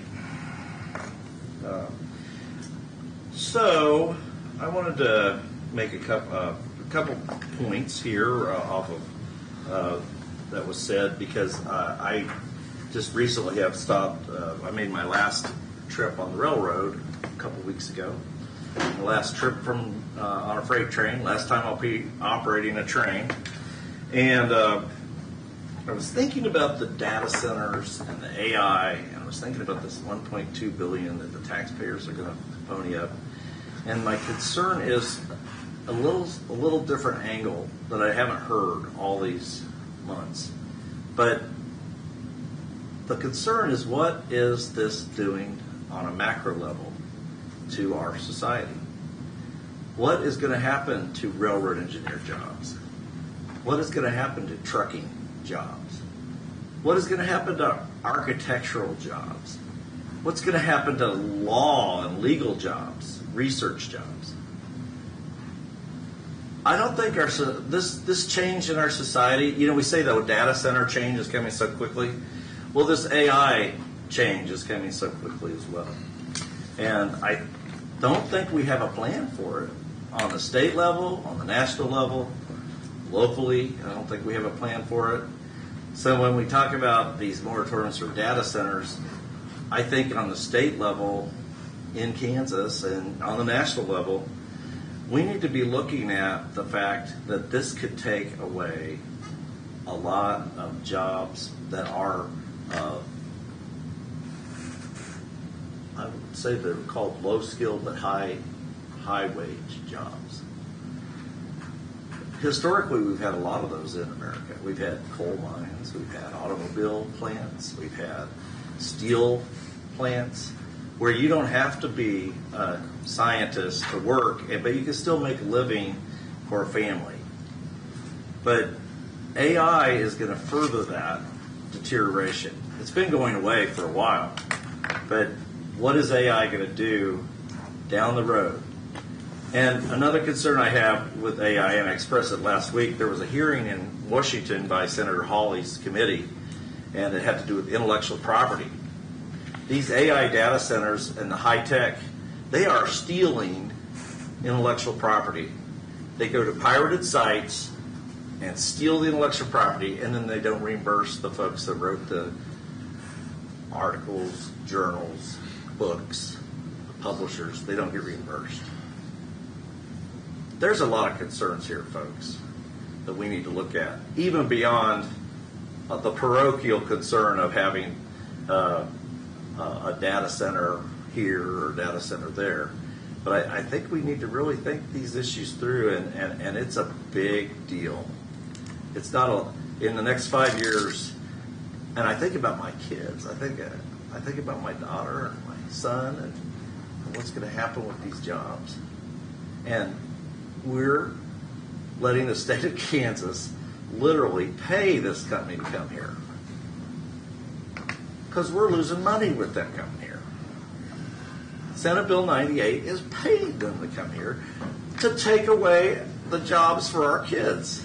Come on, let's think this through. So anyway, that's a concern I had.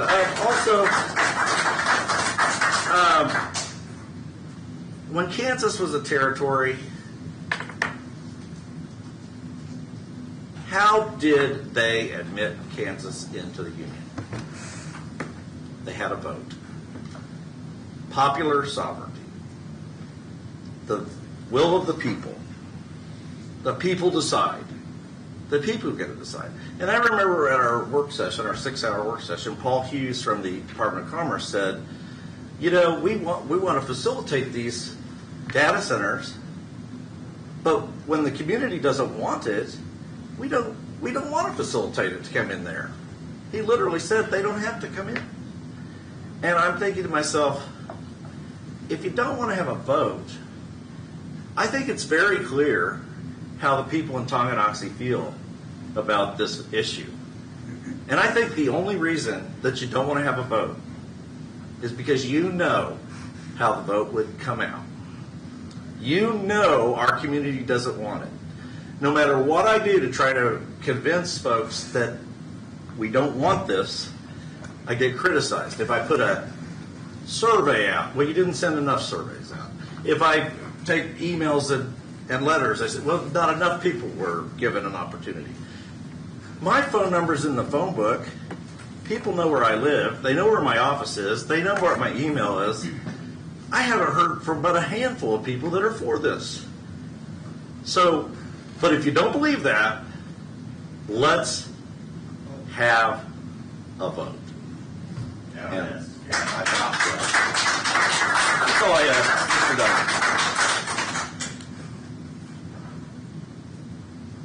I'm trying to digest all of what you reiterated and said over and over again.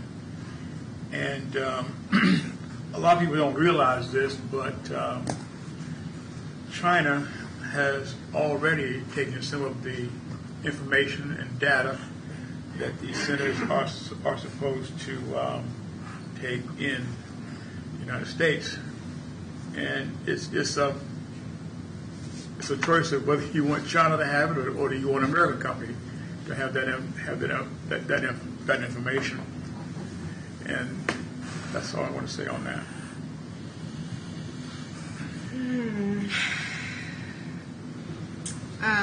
I would like the board to support staff preparing a report on how much taxpayer dollars have been spent on lawsuits in the last 8 years.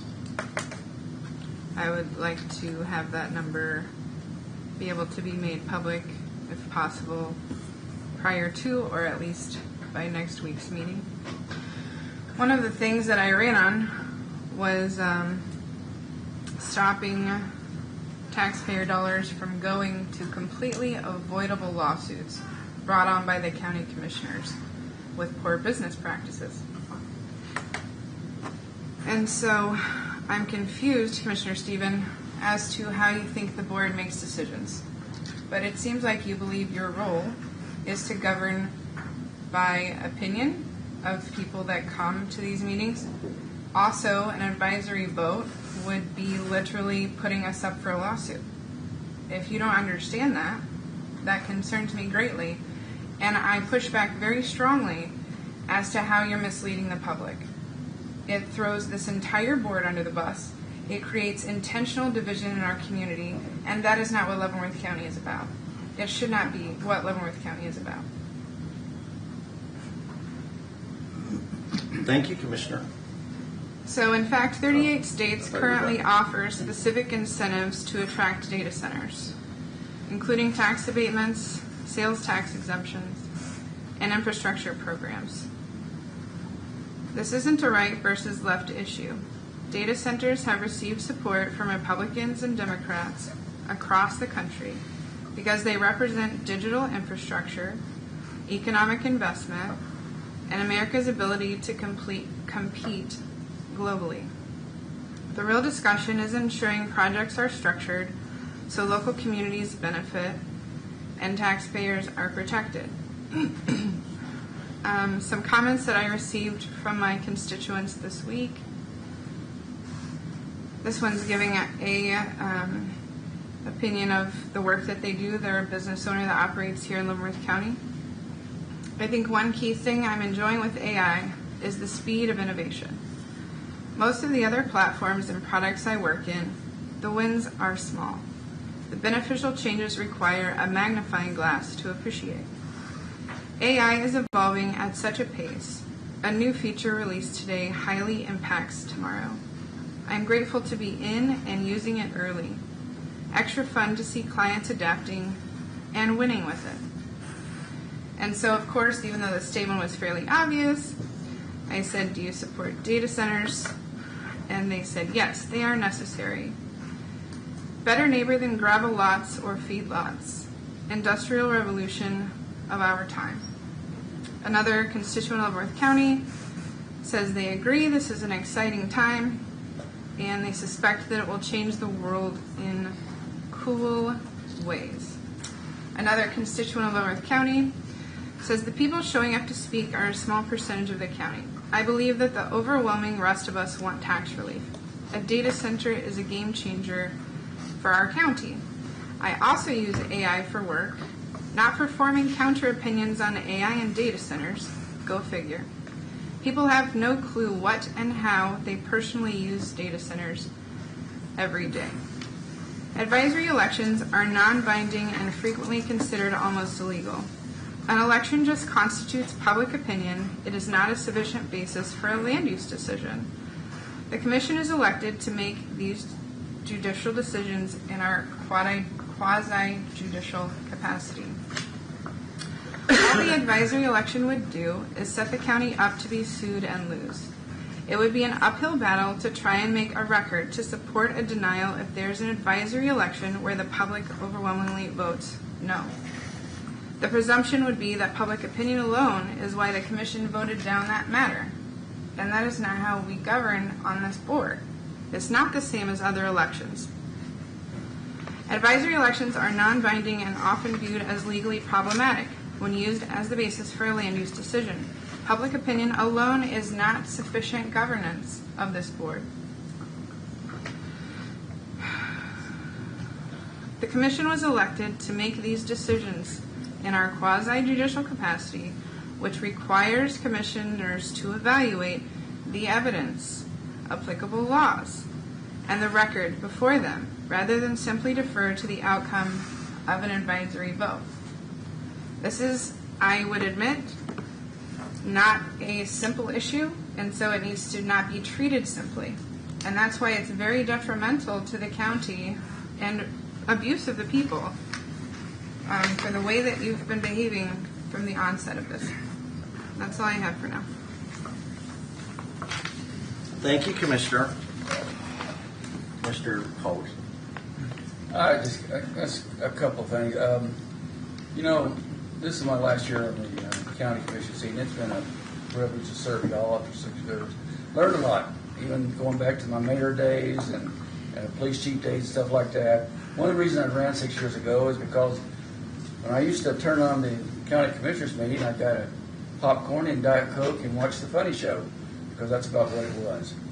Lately, it seems like we've headed that little direction, but I can tell you there's some good people sitting up here. Disagree, but there's some good people sitting up here. And if you go back and look at the lawsuits, again, that's one reason I ran, we've cut those things like 70%. So I hope we are able to get that information from what the county commissioners have done and the staff. And the reason we did it is because we worked better together. We also did it because we had staff, or some staff that we thought we could probably do a better job with some other people, and that is paid out big times. They have some like planning and zoning, or whether it's council on aging, or whether it's public works. They've been hired since I've been on it, and they've kept us out of these lawsuits. So I look at those numbers too, and I agree that this is and somebody called me on an emotional issue. I don't mean that in a bad sense. I mean the data centers is something that I can see what people are feeling, and so that affects me to a certain degree. And this is a tough call because I know a lot of folks are looking at money on what this is going to do, but it's just a bigger picture right now. And whenever you hurry something, you usually regret that you've hurried the item. So I'm just hoping when it comes all said and done, and we continue taking time, talk to experts, talk to everybody, pro and con, and hopefully we'll come to a solution that's best for the residents of Leavenworth County. That's all I have, Mike.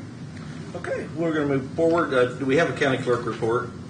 Mr. Chairman, before we go, I'd like to, because this information that I received, I'm sure the other county commissioners got it.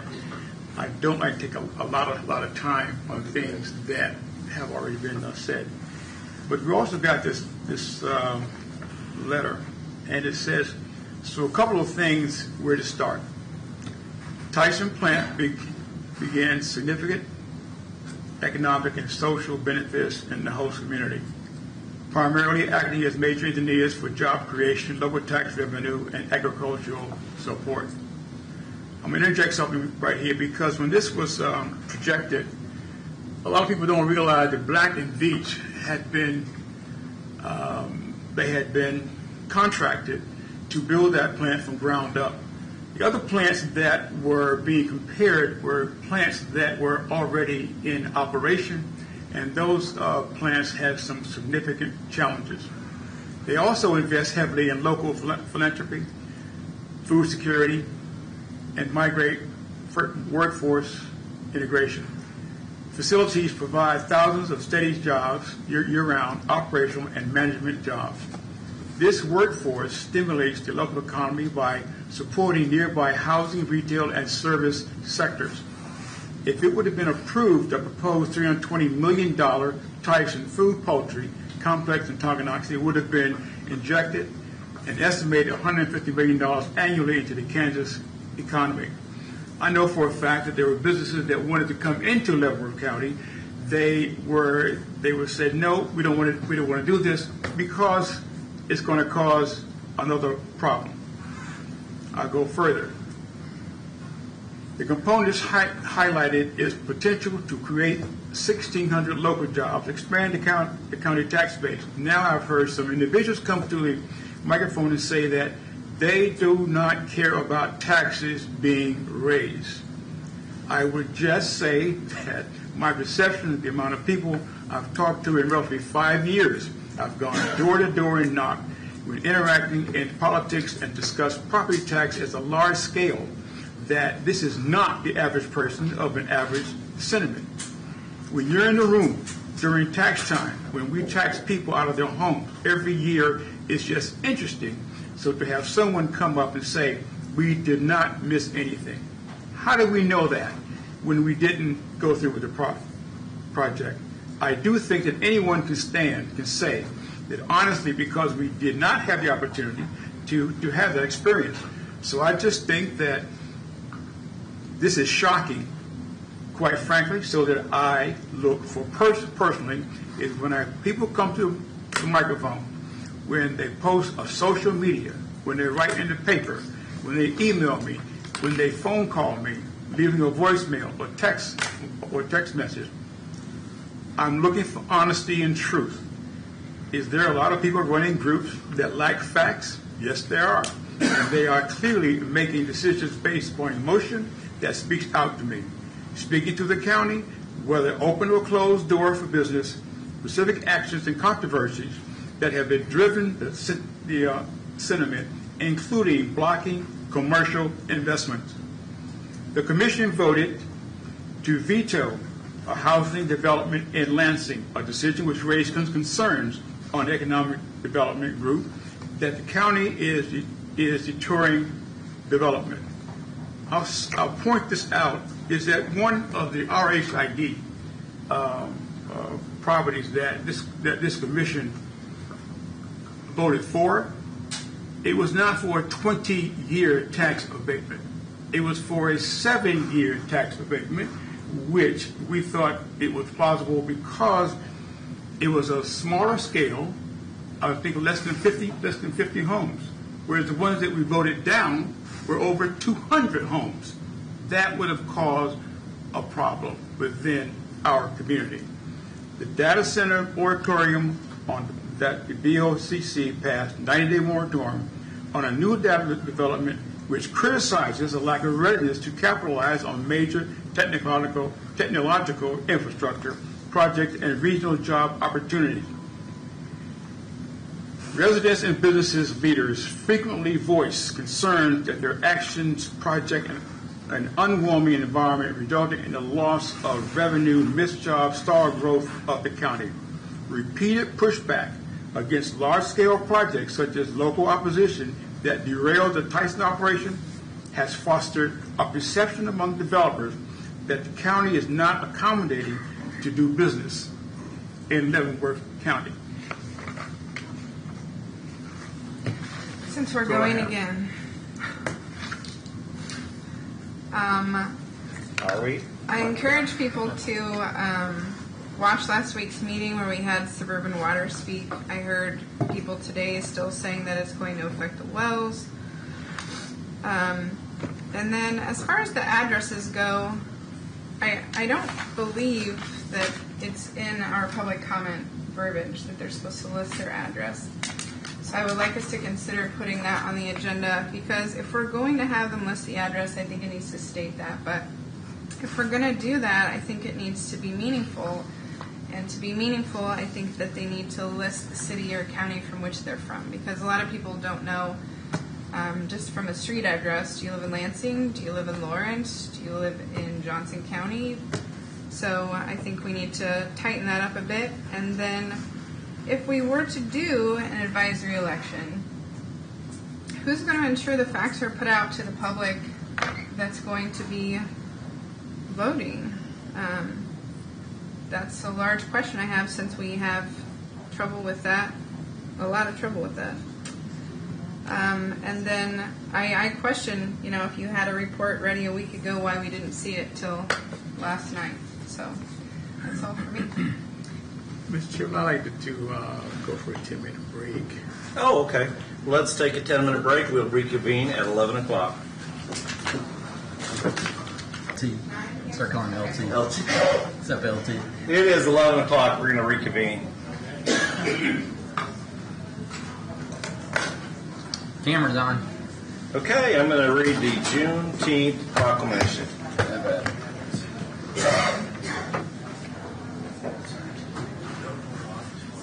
Proclamation for Juneteenth.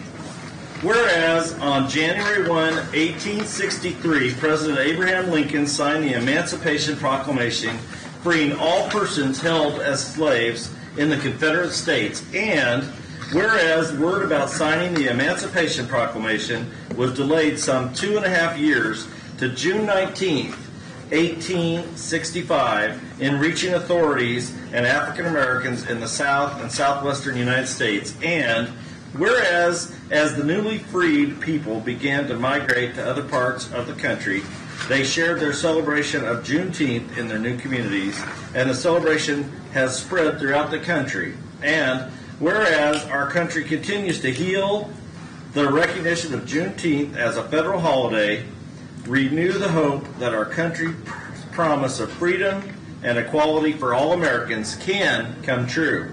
And whereas in the county of Leavenworth, Kansas, we urge all citizens to become more aware of the significance of the celebration in African American history and in the heritage of our nation and county. Now, therefore, I, Mike Stevens, chairperson of the Leavenworth County, Kansas Board of Commissioners, do hereby declare June 19, 2026 as Juneteenth in the county of Leavenworth, Kansas.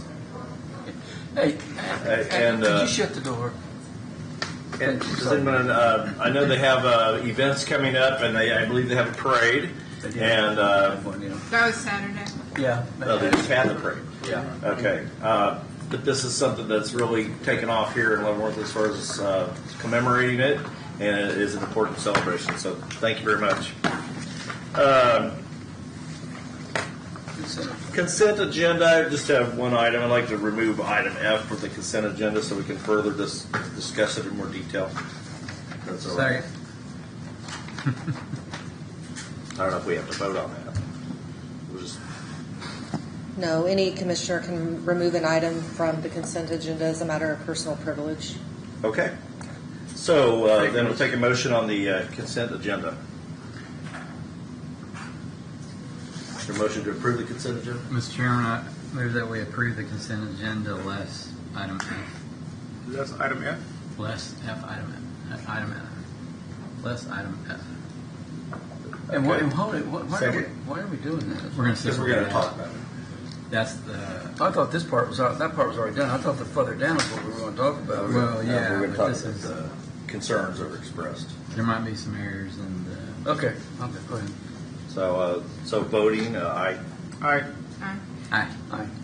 Okay, now we'll take up the development agreement, and I'll have the county counselor just kind of walk us through a little bit, and also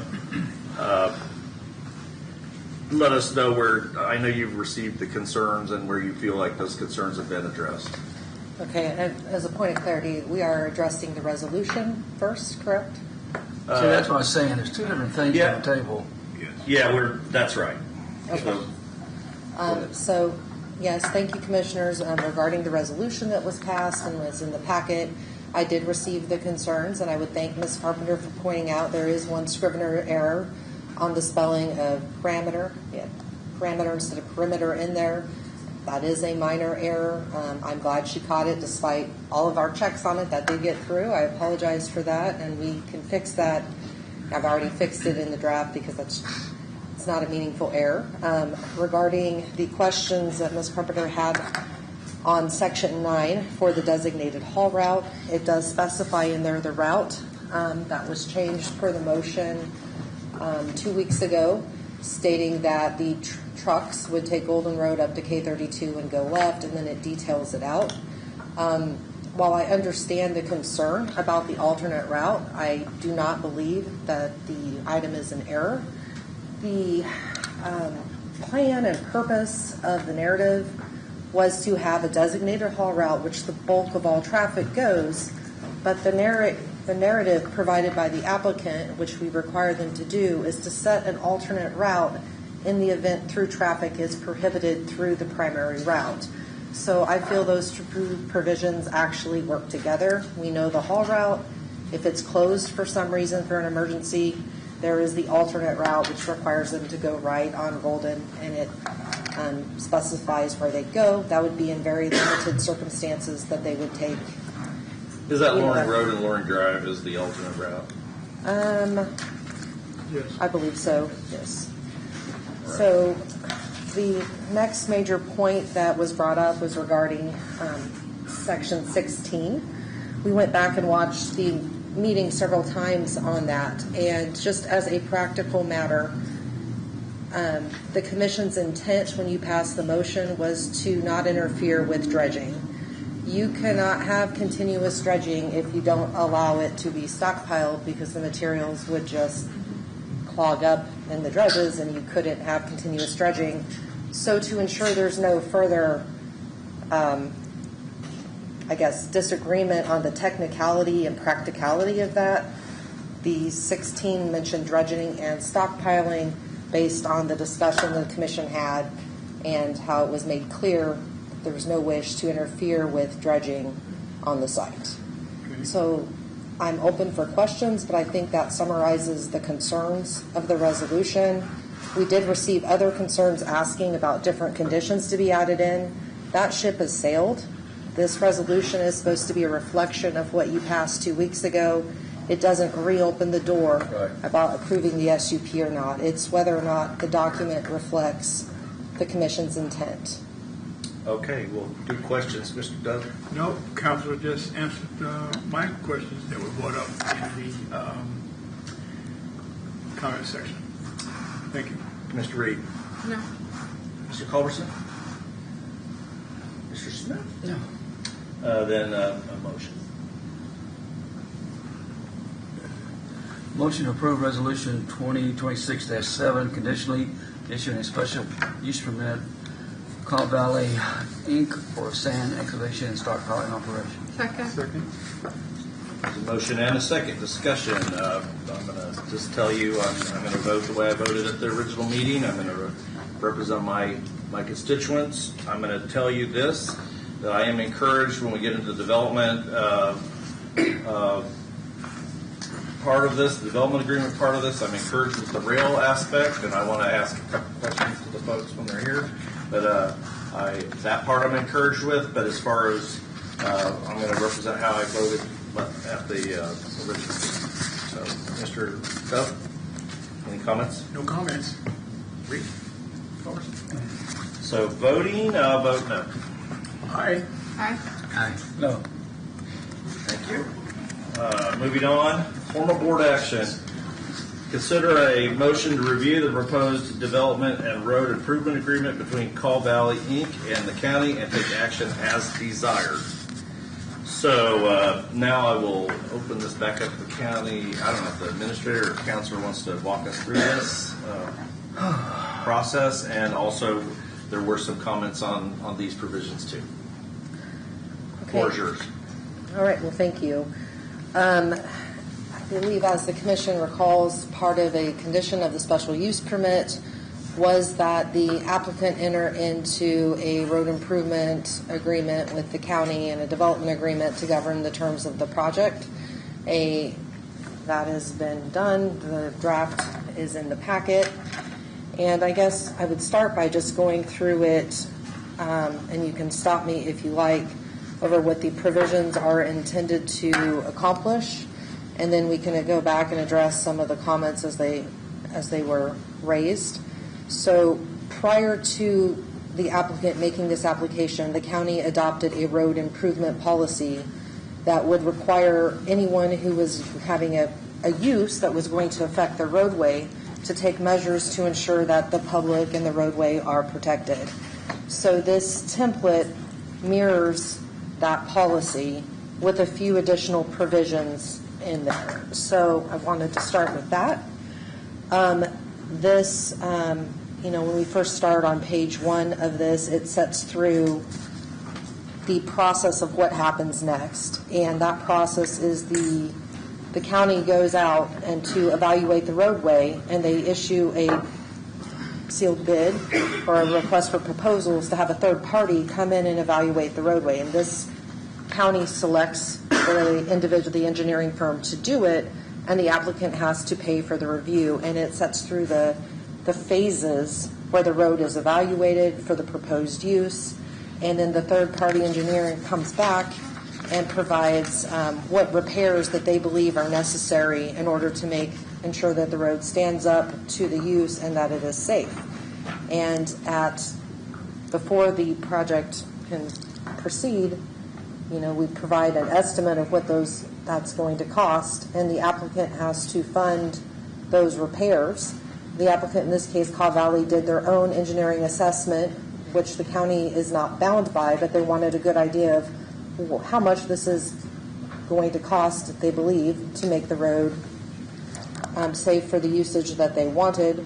And when the final bill comes in from the county to say this is what we believe needs to be done and this is how much it's going to cost, the applicant has a chance at that point to say, yes, here it is, and pay for the repairs, or to walk away.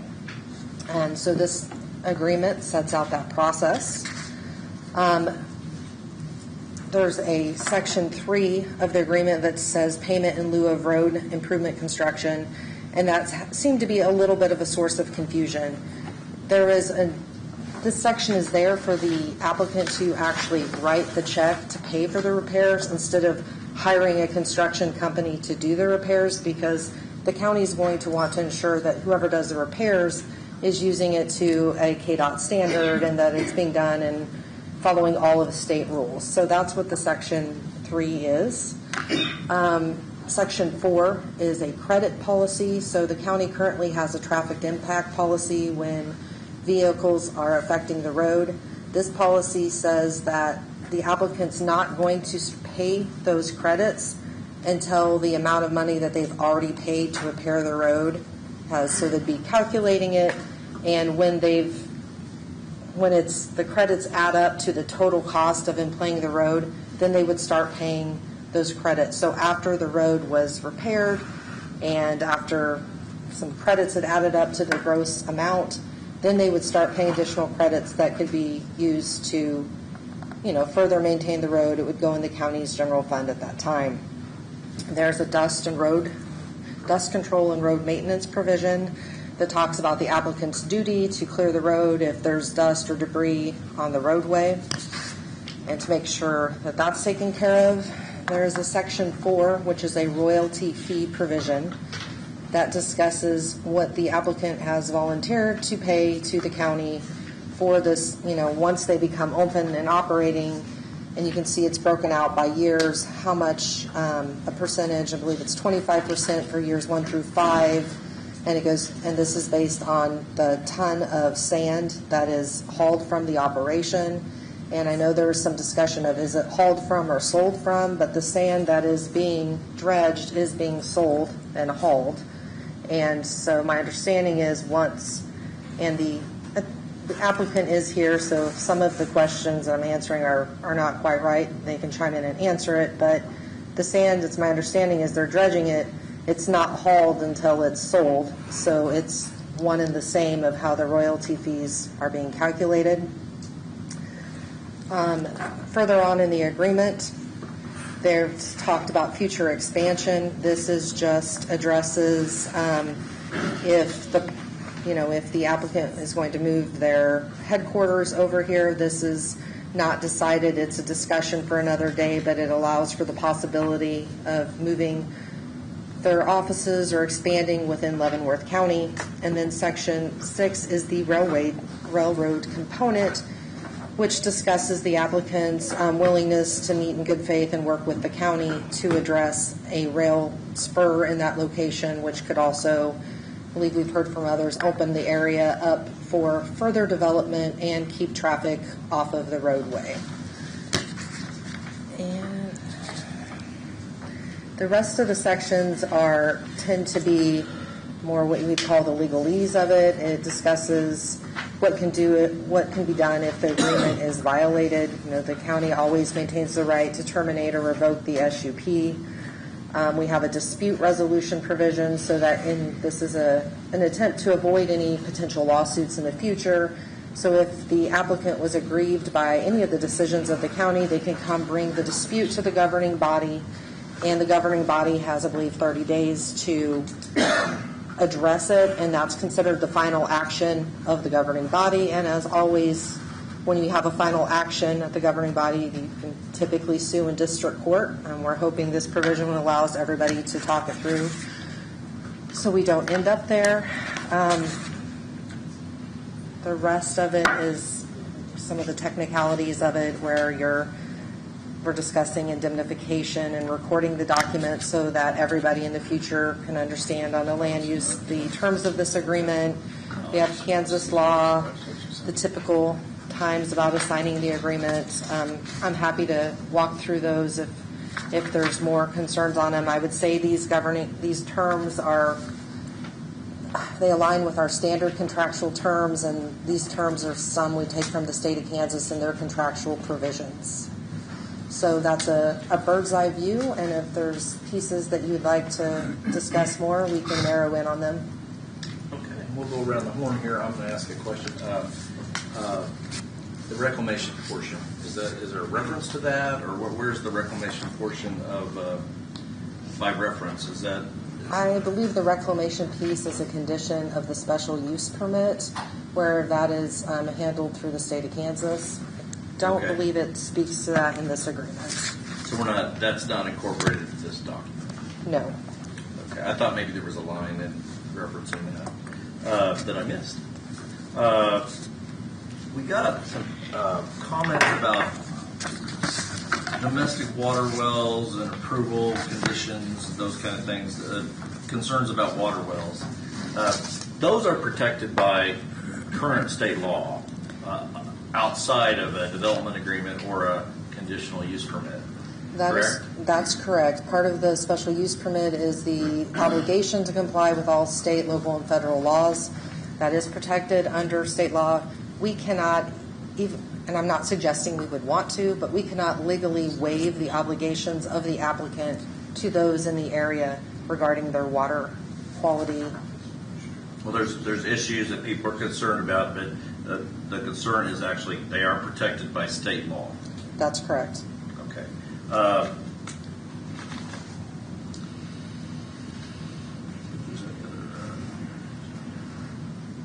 There's just some general questions, and maybe this would be probably for Call Valley.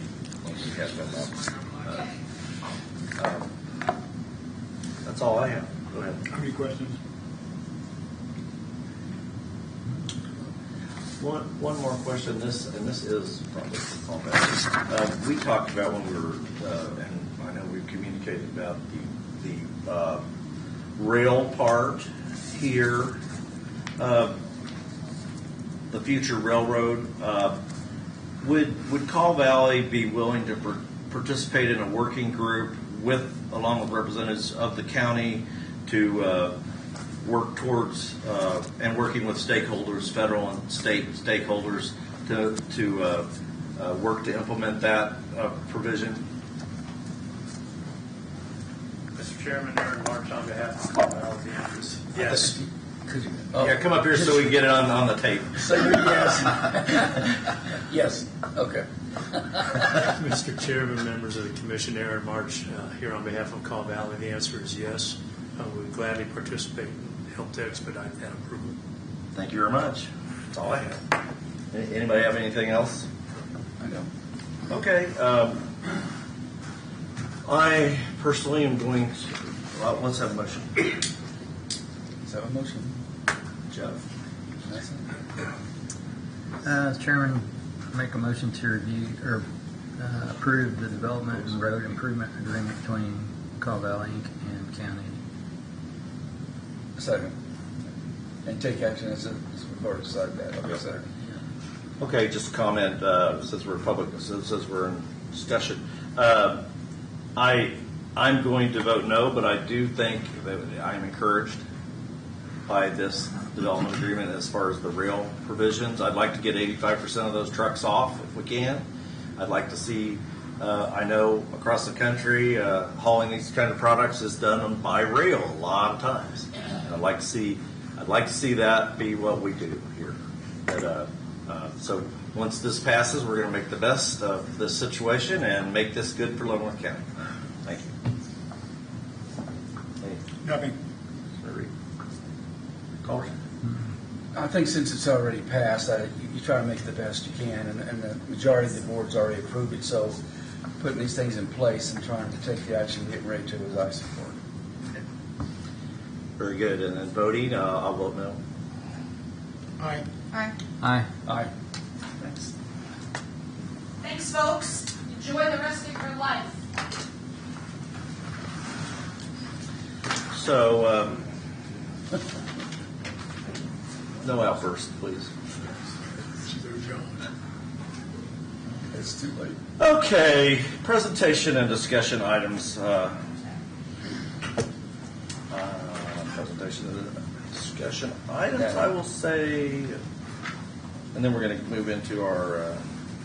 You want to move the presentation discussion items below the. Are we doing an executive session? No. We're not. So why don't we do the presentation and discussions after we get the data center tax impact? Is that all right with everybody? Say it again. We're going to move the presentation and discussion items at the end of the meeting. So we're going to move ahead and have the data center tax impact. That's All fine. I ask is that if you're going to have public comment at the end, that also comes before, instead of the presentation and discussion items coming before public comment. Does that make sense? So we'll move the presentations at the very end, is what you want. If possible. Yep, that's fine. Is that good with everybody? Okay. So we will move now to the data center tax impact, and this is specifically for property taxes. Correct. Correct? Commissioners, I appreciate the opportunity to present something that's been ongoing for a couple of months now. It was supposed to be part of the original work session, but obviously some of those have went a little long. This is based upon some assumptions and that at the time are different than what we now know. One, or what we've seen presented. This was based on 1 million square foot. I just clarify that. And I think the last proposed layout that I've seen, they have closer to 3 million square feet of data center and several 100,000 square feet of office space and warehousing, a substation, and then potential generation in that area as well. All those things obviously add to property taxes, but I'm only going to go on by what we knew at the time. I didn't want to change the presentation and confuse anything. So basically, just to clarify some things that have been said over and over and over and over again over the last few months. One, there's no application in place. We don't know, there are no building plans that have been considered, and no buildings have been built. This is based upon what we know to the best of our knowledge at the time, and it could change. And I think Mr. Paz and I have had conversations about that some assumptions are just what they are. They're assumptions, and we know that they'll change once things are finalized. However, I do believe this information is accurate. I ran it past the county appraiser to make sure that he was in agreement, and I think that we all were. We looked at Kansas and Missouri for what's out there for valuations. I think so. I'm very confident in what the appraiser has provided to me. These estimates are based on what will be levied as taxes. They're not based on anything that will be off the tax rolls. So business machinery and equipment, as you know, has been exempted for close to 20 years in Kansas, and the Kansas legislature have decided that computer servers fall within that range, so that is not being taxed as property. That is as business machinery. It's not counted in there. So this is the true reflection of what they will pay for property taxes. The other information is just basic information on similar structures that are in the area and what they're being taxed at. So the estimated valuation Based on 1 million square feet, the county appraisers use what they call the Marshall and Swift occupancy rating for this facility. It's a Class A construction because it's brand new. If it was an older building, they're repurposing. It could be lower on the valuation, but because it's brand new, it's going to fall higher. And quite frankly, we're probably on the low end of what it will actually be per square foot by $10 to $15 a square foot would be my guess. The assessed valuation, appraised valuation, the way valuations work in Kansas, the appraised valuation is what they believe the building is worth. The assessed valuation, the way Kansas law is for commercial buildings, is 25% of the appraised valuation. Based on the current mill levy, a 1 million square foot building would generate roughly, for all taxing entities in the area, roughly $14 million per year in taxes. If it was $3 million, you could easily take that number times 3. So again, these numbers are probably on the very, very low side. So why is the industrial and commercial development important to Leavenworth County more so than, say, any other county in the state of Kansas? There are certain classifications of property on how we rely on taxes. And what you hear every year is people who come in and complain about their residential property taxes. I'm sure the businesses don't like paying taxes either, but we don't have a lot of them coming in complaining about their taxes. Residential value is 78% of the county by property classification, and commercial is 10.69% currently. If you put this 1 million square foot data center in, it represents 8.63% of the total county valuation. That allows us to swing from being so reliant on residential taxes to more reliant on commercial taxes. That's important to the county because in the state, Leavenworth County is the most dependent of all 105 counties on residential property taxes. We are the most reliant. I'm not saying our levy is the highest. I'm saying we rely more on residential valuation than any other county in the state of Kansas. And so here's a comparison of the top 10 counties population-wise and where we fall. We're 78% residential value and only 10.69% commercial value. If you look, the next closest to us is 19 to 18.75%. So we're roughly 8% behind the next closest, which is also probably not where they would like to be.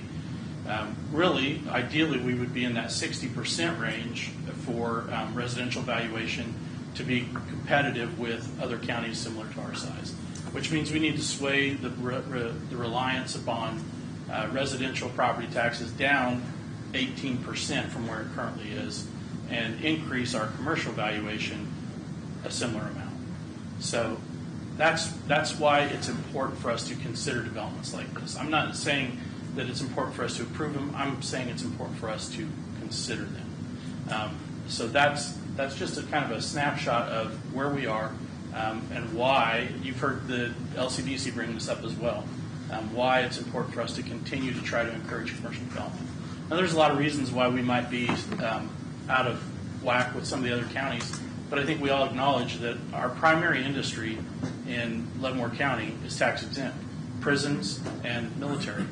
They're great for the economy, for businesses that get their business from people coming in and paying, and that generates sales tax. As we've said, the counties do not use sales tax as part of our budget. Currently, the state statutes don't allow us the same flexibility as it allows cities. They were going to pass that this year, but it didn't get through. At the end of the year, the last day, they took the committee that could have moved it forward, decided not to. So we're still relying pretty much 100% on property taxes. So that's why we're off skew with some of our neighbors and why it's important for us to continue to look at commercial development. So on 1 million square foot, and I just take, again, based on estimates, this is on the very, very low side. This is a very conservative number. For the county, the amount of property taxes generated based on our current levy by a facility like a 1 million square foot data facility is about $3.8 million per year. If it's outside the city limits, obviously the city doesn't get anything. If it's inside the city, it would generate about $4 million based on their current mill levy. The school district, inside or outside the city, they're cover the same area.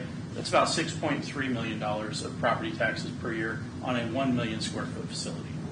The Rec Commission has a small portion, $495,000, and then you see the townships and the fire districts that if it's not annexed, they receive that money. If it is annexed, that goes away because the city takes on the responsibilities that the townships would have. So that's why it could be different. If it's outside the city limits, the taxes are about $12.5 million a year. If it's inside the city limits, it's about 14.8. Just kind of a comparison, and I alluded to this a little bit before, but the current appraised value versus the appraised value with the data center. And why is that important? Because if you look at that, that's the where you see the savings in property taxes, where if you bring on something with this much value, it impacts the entire county. Not just the city if it's annexed, not just the school district, but the entire county on our levy. So the amount that the county levies, like I said, represents about an 8% increase in value, which would reflect about an 8% decrease in property taxes if everything stayed the same. If the mill levy stayed the same, you could lower the property taxes about 8% in countywide property taxes that we levy. In the city and in the school district and those other areas, it's much more significant because they're of smaller value. This facility has more valuation. A 1 million square foot facility has more valuation than the entire city of Tonganoxie.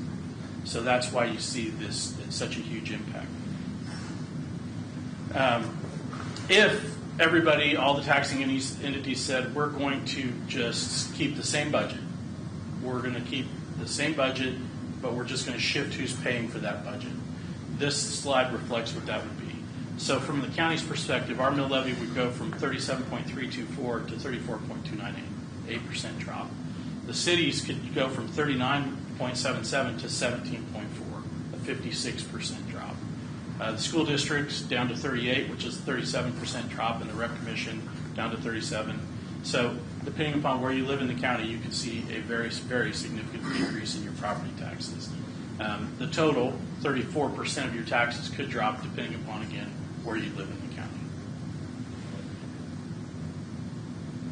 So what does that reflect property tax savings per household with the data center? Again, based on a 1 million square foot data center, what you're looking at is, depending on the value of your home, I did 250, 500, and 750. In that part of the county, there's probably not a lot of $250,000 homes. They're probably closer to the 350, 400, but I just wanted to include it so you would have some kind of a threshold. So countywide, non-rural savings per home. So this is everybody who lives in a city that's not Tonganoxie. Would be, if on a $250,000 home, you'd save about $87 a year, and a $750, you'd save about $261. That's people who are not in that immediate area. The rural savings is higher if it's not annexed because we have the local service roads. So that adds another 9 mills to our levy. Those people would get a savings off of that too. So you can see it makes a significant difference if it's not annexed to people in the rural area of the county. The Tonganoxie city savings, again, these are all assumed that everything stays the same based on the current mill levy, and the budgets for the entities stay the same. You can see in Tonganoxie, if it's annexed, it's about a $4,200 a year savings for a $750,000 home, and about a $1,400 savings on a $250,000 home per year. And you can see the rest of them. I don't need to read each one, but you can see there is a significant difference based upon annexation versus being not annexed. If it's annexed into the city, it really impacts some of these townships more so than if it's not annexed. So just wanted to share that. The other thing that's being considered is a community impact fund. So what the community impact fund is for is as part of the construction, there's going to be an impact to the county, and as part of the development, there's going to be an ongoing impact to the county and the area, that area in particular in some cases. So one of the things that we have looked at already and discussed with the proposed applicant is pre-construction. What's going to be required before they can even start construction. So this is looking at the roads that they would potentially use for the construction. Pre-construction mill and overlay of County Route Number 1. That's from I-70 north to Kansas Avenue, I believe. We would require a mill and overlay because that's the route their construction workers are going to take, and that road, as we know, is going to get wore out. Also, a mill and overlay of 222nd Street, which is actually an extension of County Route 1. It's just because of the way it turns, it's considered 222nd. Turning lanes on County Route 1 and 222nd Street.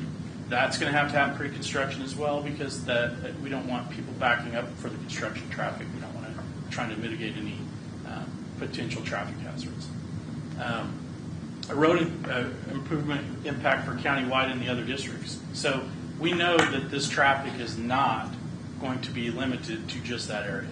They're going to be hauling concrete. They're going to be hauling rock. They're going to be hauling people coming in. It's going to go throughout the entire county.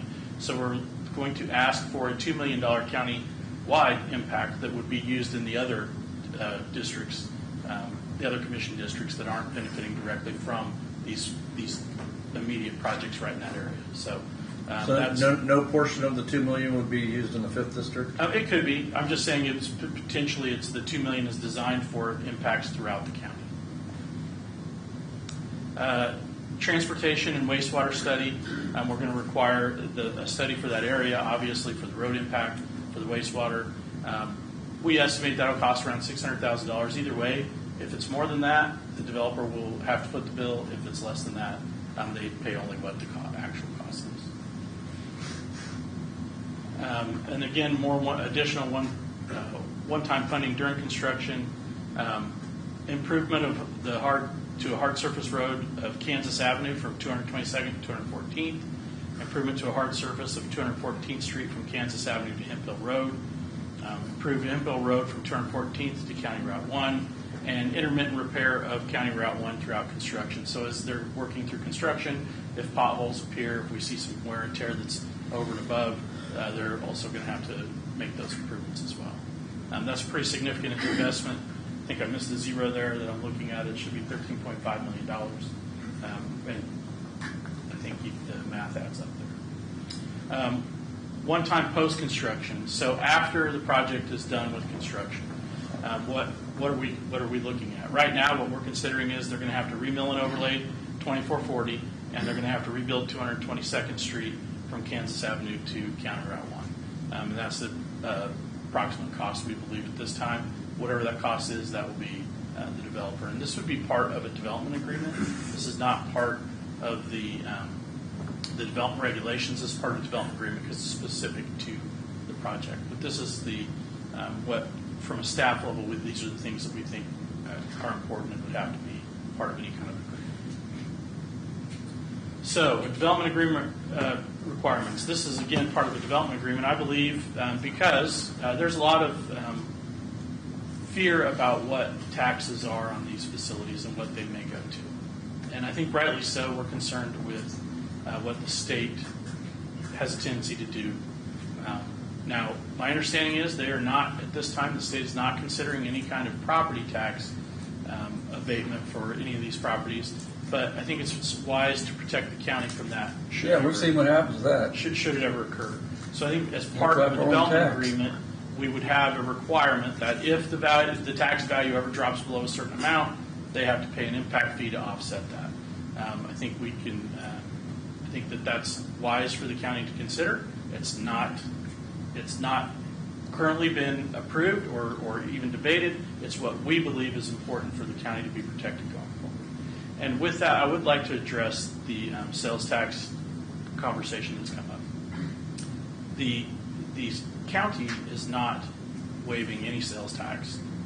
The state's already done it. They didn't ask us if we thought it was a good idea. Yep. I think most of the people in this room probably know my feelings on incentives to development. I'm pretty much against them. There has to be a positive impact to the community in order before you award those. So, and I think a lot of times we require a but-for analysis. Well, we don't require a but-for analysis on the sales tax because we didn't waive it. The state did. Was it a good decision? Only the state can make can decide that at the end. But I am thankful for one thing. Typically, they would have gave away our money, and all of our money. Yes. At least this time, they're giving away mostly their money and allowing us to keep our money. So But I'm it's very all our thankful. money. It's all our money. I'm very thankful for that portion of it. So that's the one of the things I think will be important in any development agreement. The other thing, and this is was brought up by the applicant, the proposed applicant, that in most cases they do a community benefit fund. So we've talked about what would that look like for the county. What could we ask? Now this is nothing that's negotiated. This is something that I'm putting out there that I think it would be wise for the county to ask. The developer may come in and say, well, we don't support that. I can't promise that they'll do this, but they have done these things in other areas, and they brought it to our attention saying, you should consider this. So some of the things that we looked at is how would we get a community benefit fund? What would that look like? I think maybe $2 per square foot of building permits that they pull goes into a fund that the county then can utilize through whatever sources to divvy that money out to the rest of the county, so that there's an improvement to the entire county, and including that area too. I'm not excluding anyone. And I just put some ideas of what certain things that could be in there. It's not inclusive. It's just some ideas of where I think that money could be spent that would help the entire county. And that was all I had. Okay, so we're going to go around the horn with some questions. I would like to know how many years out will it be until this funding begins to come into the county? Right, so some of it will come immediately. Like I said, the pre-development construction parts, they'll have to start that immediately. The community benefit fund, what I've seen other places, that is also funded up front before any construction actually starts. They begin funding that day one, basically when the development agreement's signed, they pre-fund it. So that's why I said it would be no less than $2 million, because again, this is all based on a 1 million square foot facility.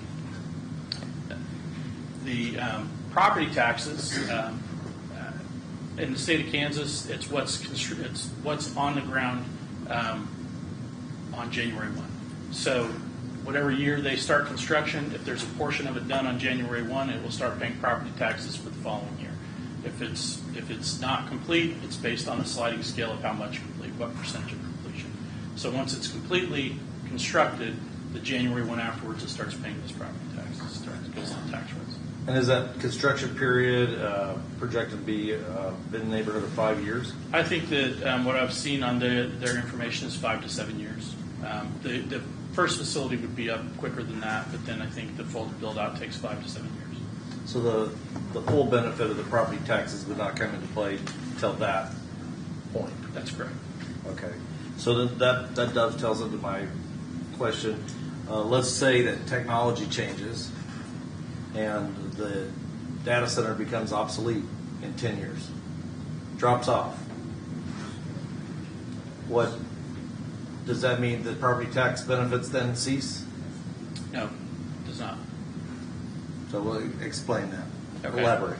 Well, any building that's constructed, again, January 1, if it's on the ground on January 1, you pay taxes on it. The value of it might go down. I'll give an example similar to Core Civic. It was the top paying property tax provider in the county, but then they closed through an executive order, and while they were closed, their value dropped off because there's obviously more value to a building that's operating versus not operating.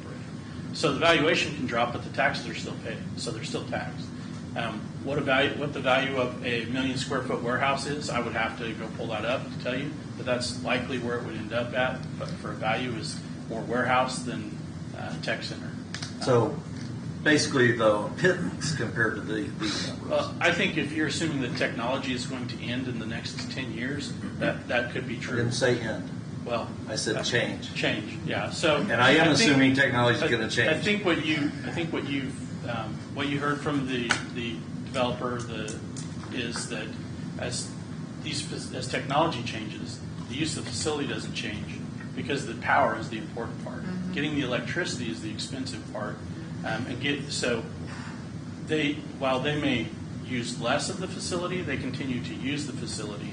And because the energy, getting the electricity there is what's important to them and what's crucial to their. But the level of, I mean, yes, they may continue to use the facility, but this high level of property taxes might change. As long as they continue to use the facility, that's not the case. And as long as there's a development agreement, that's not the case, because the development agreement says that for any reason it drops below 400, if that's what I'm recommending. Again, we haven't approved that. But I'm recommending that if it drops below $400 per square foot, that they pay an impact fee to offset that. And that impact fee would match the property tax projection we were making? Yes, it would offset whatever the drop is. So if they're paying $400 now and they changed the use of it, and if they said the value was going to drop down to $300, they would need to pay $100 per square foot impact fee to offset that. That's the intent of what I'm proposing for the development agreement. And it's proposing, Board of County Commissioners would have to approve that. But we know that when things and conditions change, these companies will approach governing bodies, and our position has to be a reasonable position at that point. And so if the technology did change, if the numbers changed, we would have to be reasonable in how we handled that.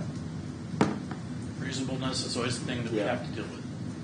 So, Commissioner Doug. I have any questions? Mr. Reed. Good. Mr. Culberson. Okay. I have one last thing, and it's the cap off to remind everybody that this is this the 20-year?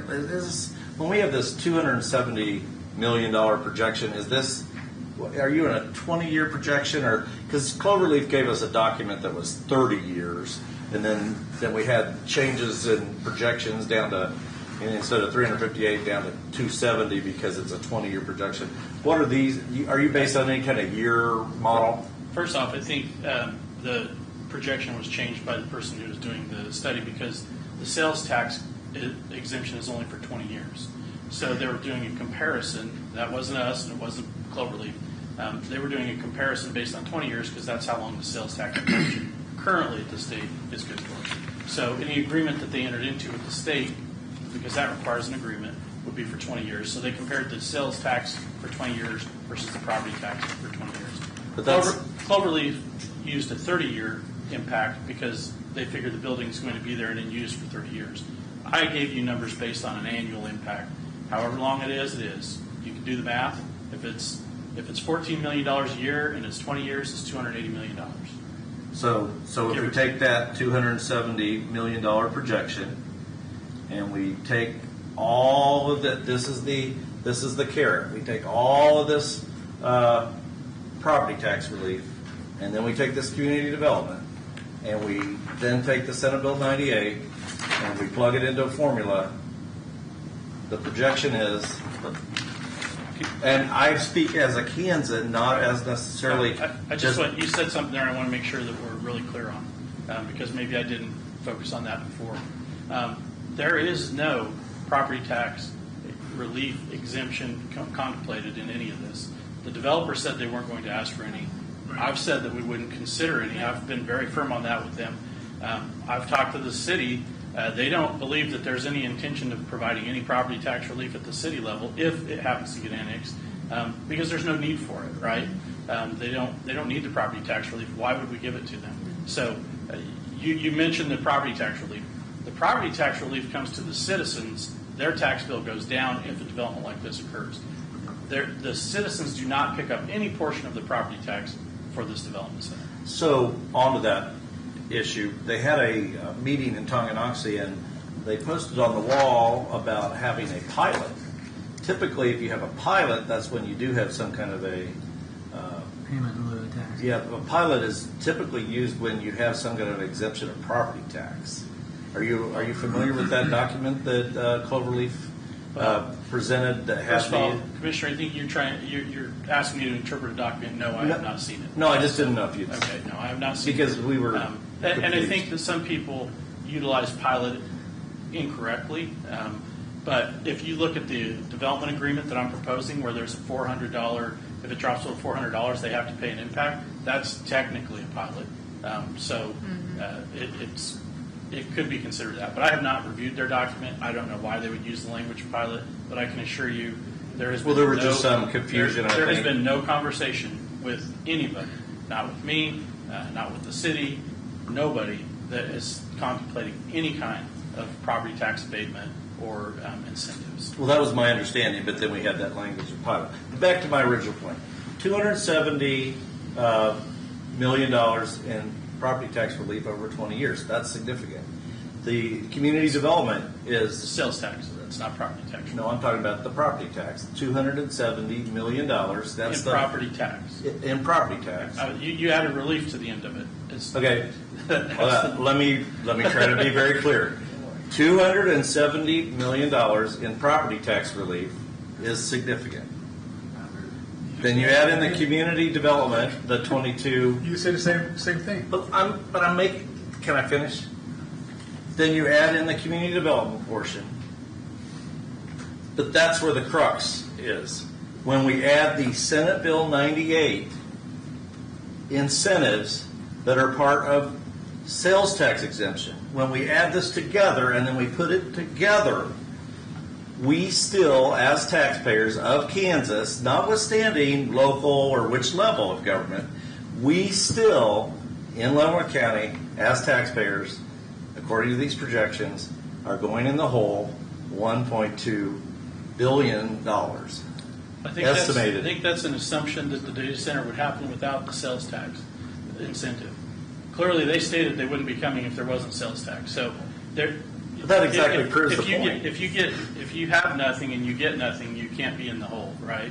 But we're paying. The point is, we're paying for them to cut. I would prefer they pay the sales tax. I would prefer they do that. I would prefer that we get both the sales tax and the property tax. However, the state of Kansas has already waived the sales tax. I don't have control over that, so I'm only showing you what we actually get. The point is that we're losing money. Yeah, so losing that sales tax, it's only a loss if you were going to get it. Yeah. Those taxes have been forgone. They've been forgone by the state of Kansas. So, and they wouldn't come without it. So, comments? No, I have any comments. No. All right. Thank you, Mark. Thank you. Thank you. Now we'll move to. You wanted to move to the public comments. Further public comments.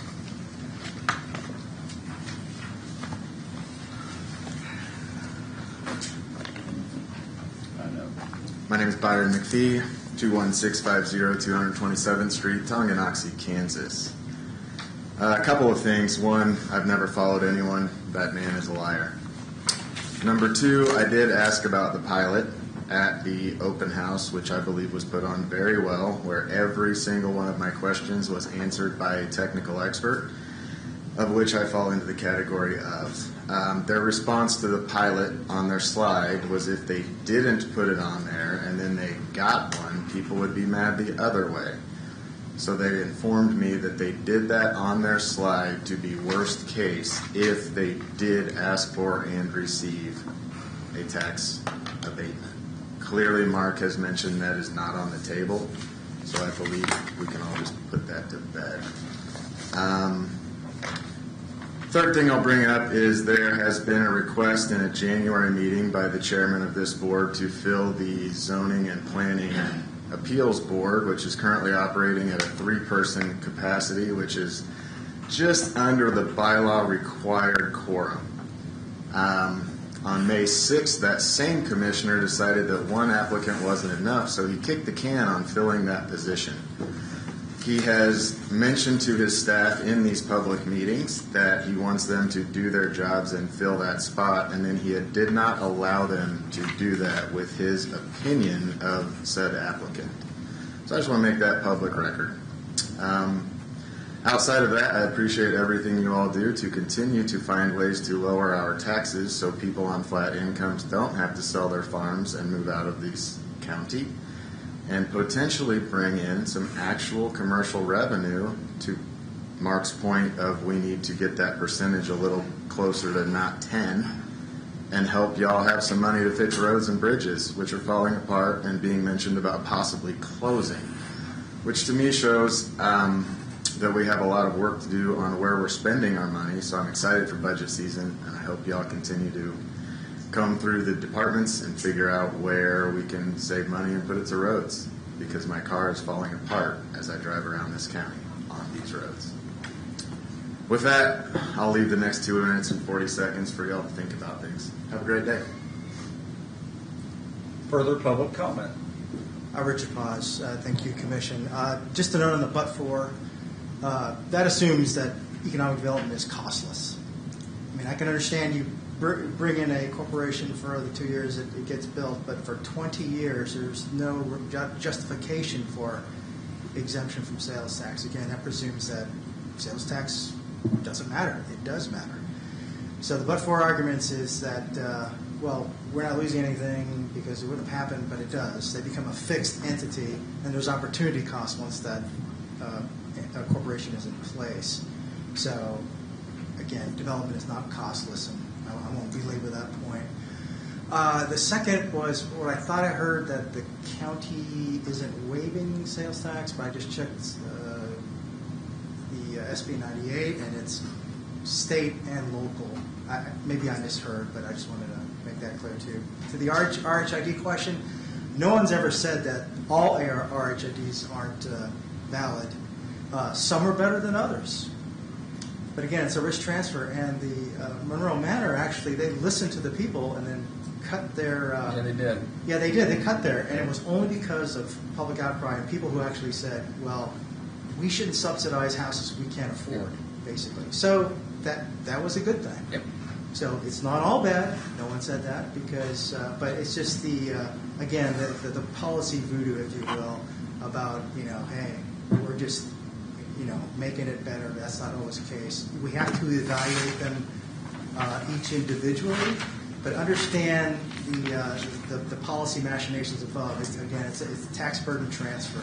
In some cases, if the return on investment is better for a community, say in a small downtown, which we want to rejuvenate, then we can see that the benefits outweigh the costs. So we have to go through those things. So I just wanted to point those out. Can you walk us through, at an 8th grade level, the risk transfer argument? Because I think that a lot of people don't understand that. Well, in the case of risk transfers, that you subsidize one group, but we still have the costs that we have to pay for, the services that we have to pay for. So you shift the burden of taxation to a group that didn't ask for it because another group insisted that we need that to make sure our risk is covered. But the risk doesn't disappear, is what I'm saying. So in the case of a normal subdivision developer, when I'm going to develop my subdivision, I come in and I pay for the roads and I pay for the infrastructure, the street lights. I pay for all that infrastructure. And that's just part of my, if you want to call it, the risk of the investment that I'm making for the subdivision. That's typically how it's done. So in an RHID, instead of, elaborate on that. Well, the other factor was community of service cost studies that I'd introduced to I actually went to the school board and said, hey, these medium to low density residential developments, the math shows that for every, bottom line, they don't pay for themselves. The services that they incur are greater than the revenue that they provide. Now, if you go to high density, and I know a lot of people maybe out there don't like those, but in the case of a downtown, higher density means more bang for your buck. So overall, they don't consume as many services as would a wide sprawling development. And so you can't ignore the cost studies, and they've been documented. I provide those documents to various folks, but they were just ignored because they wanted to sell a particular project. Not all projects are equal. Like when City of Leavenworth's going to get into those will probably show that the return on investment for a rejuvenating neighborhood actually makes sense. And so I come back here and say, yeah, that's good. But a wide sprawling one with 400 houses, you actually cause more costs and services, but then you're asking everyone outside that district to pay for it. So the bottom line is the risk to the developer that they take in an RHID, the risk is taken off of the private sector and the risk is then put over onto the public sector. And there, the taxpayer now takes the risk rather than the developer. Yeah, pretty much. You're privatizing profits and socializing the cost. So thank you. It's noon. Are we breaking or continuing? I think we can finish this up. I would hope. What does everybody want to do? Finish it up. Okay, go ahead. Thank you. I just have a brief few things I'd like to have on the record. In all the research that I've done and I've presented, I have had scientific or professional backing on them. It wasn't my emotions. It's exactly what I've been reading in all the papers and all of what's coming out of all of this. The studies for hyperscale data centers have not been completed because they haven't been around long enough. But there's enough other big industry that will tell us what's going to happen, but on a magnified level. And I hope you consider that. In your cost analysis, I wish there would have been community health risks that are going to come from this. We know what those are. It's documented. People are putting facts and figures to it. The one gentleman I quoted today is a PhD economic expert out of Harvard, along with others that he's combined with. $55 to $99 million from one area of data centers. That's a lot of health cost.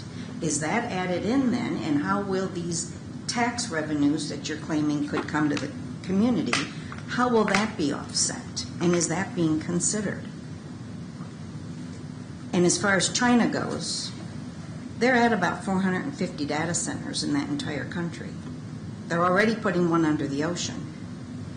We are over 4,000. So how many more do we need to take the lead in this? And how many people are going to get sick and die because we don't feel we have enough? Thank you.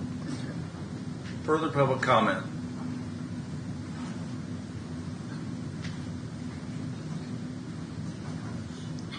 Good afternoon. Excuse me. Wes Baker, Stranger Township. I'd like to bring to the attention of the board and the public that there's an enhanced listening device being used right now in this meeting, in this room, by an individual to eavesdrop on private conversations that they normally wouldn't hear clear across the room. An eavesdropping device. Hold on. That kind of an issue is not going to be used in public comment. We will address that with Mr. Lawfrey, and if that is the case, it will be addressed at next week's meeting. Can you please address that with him privately? Sure. I would just like to point that out to the board and the public. Okay, I don't want to make that a subject of the public comment. Right. And does the board approve that type of process? We're not going to bring that into public comment. So, Thank you, Wes. do you have anything on the issues, data center, et cetera? Not right now, thanks. All right. Thank you, Wes. Thanks. Further public comment?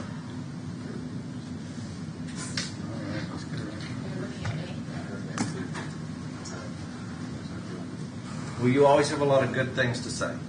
Well, yeah, Annette Holton, Tonganoxie, Kansas. Been here 42 years. I can't believe. I mean, okay, cost, benefits, and everything to the city. I've lived here 42 years. I lived 26 years in Ohio. And I see what has happened there. You people just don't get it. And I don't know how I could bring you pictures, but you already see the pictures on the internet. What they have done to that community is not one community. It's central Ohio. And it is awful. It started with one data center. This hyperscale, I just can't even imagine. It's going to bring in more. The whole 2,400 acres is going to be gone with data centers. And the infrastructure, you didn't even address 206th Street and all the other infrastructure around because it just grows and grows and grows. Ohio is a mess, and they had to put a pause on it. It was so bad. And I hope they listen to their Stephen Petty and the other industrial hygienist, because it is profound. It is profound, people, what they have done to that state. I don't want it to happen to our area. It's not just Tonganoxie, it's widespread. Come on, people, wake up. Look at the facts out there. Look at all the facts that these people have given you. Look what's on the internet. Look what's in the papers. This is tragic. I just pray for us all. Thank you. Thank you very much. Mr. Chairman? Yes. I'll make just a brief comment. Is that during the meeting, there are no pictures allowed to be taken in our meetings. Is that correct? I don't think we have a rule about that. You can't allow, you can't stop that. That's Okay. Opine on that. Give us what's the rules? No expectation of privacy. Yeah, there is no expectation of privacy in the public meeting, and I do understand it, but this matter's been litigated, and there's attorney general opinions. We cannot stop anybody from photographing or videotaping in here. Okay. What about taunting other members of the audience? What's the rule on that? We don't have local rules. I think your speech at the beginning about asking everyone to behave with decorum is what we're asking for, just to have an orderly meeting. And I'm going to take a minute. I've worked other places. I've seen things. If we don't have decorum, it snowballs and we have a problem. I've been in the meetings where I actually thought we were going to have violence. It may sound silly, but we need to be courteous, and if this is a business meeting, we have to behave, or suddenly it does amp up beyond what anybody's intending. I know that's not your question, but we just have to ask everybody, all of us, to be civil. Just think about what you would want your friends and neighbors to do. Just think about, would you want your friends and neighbors sitting in a meeting and then focusing in close on a screenshot of you in the meeting? Would you want that? Would you want to be taunted in a meeting? Would you want that? We don't want that. I ask at the beginning that we have civility here. I will tell you the meeting has been quite civil, but we've got to work on it. So we will now go to any more comments, or we're going to move to the presentations and discussion items. You already did that. That's what that was.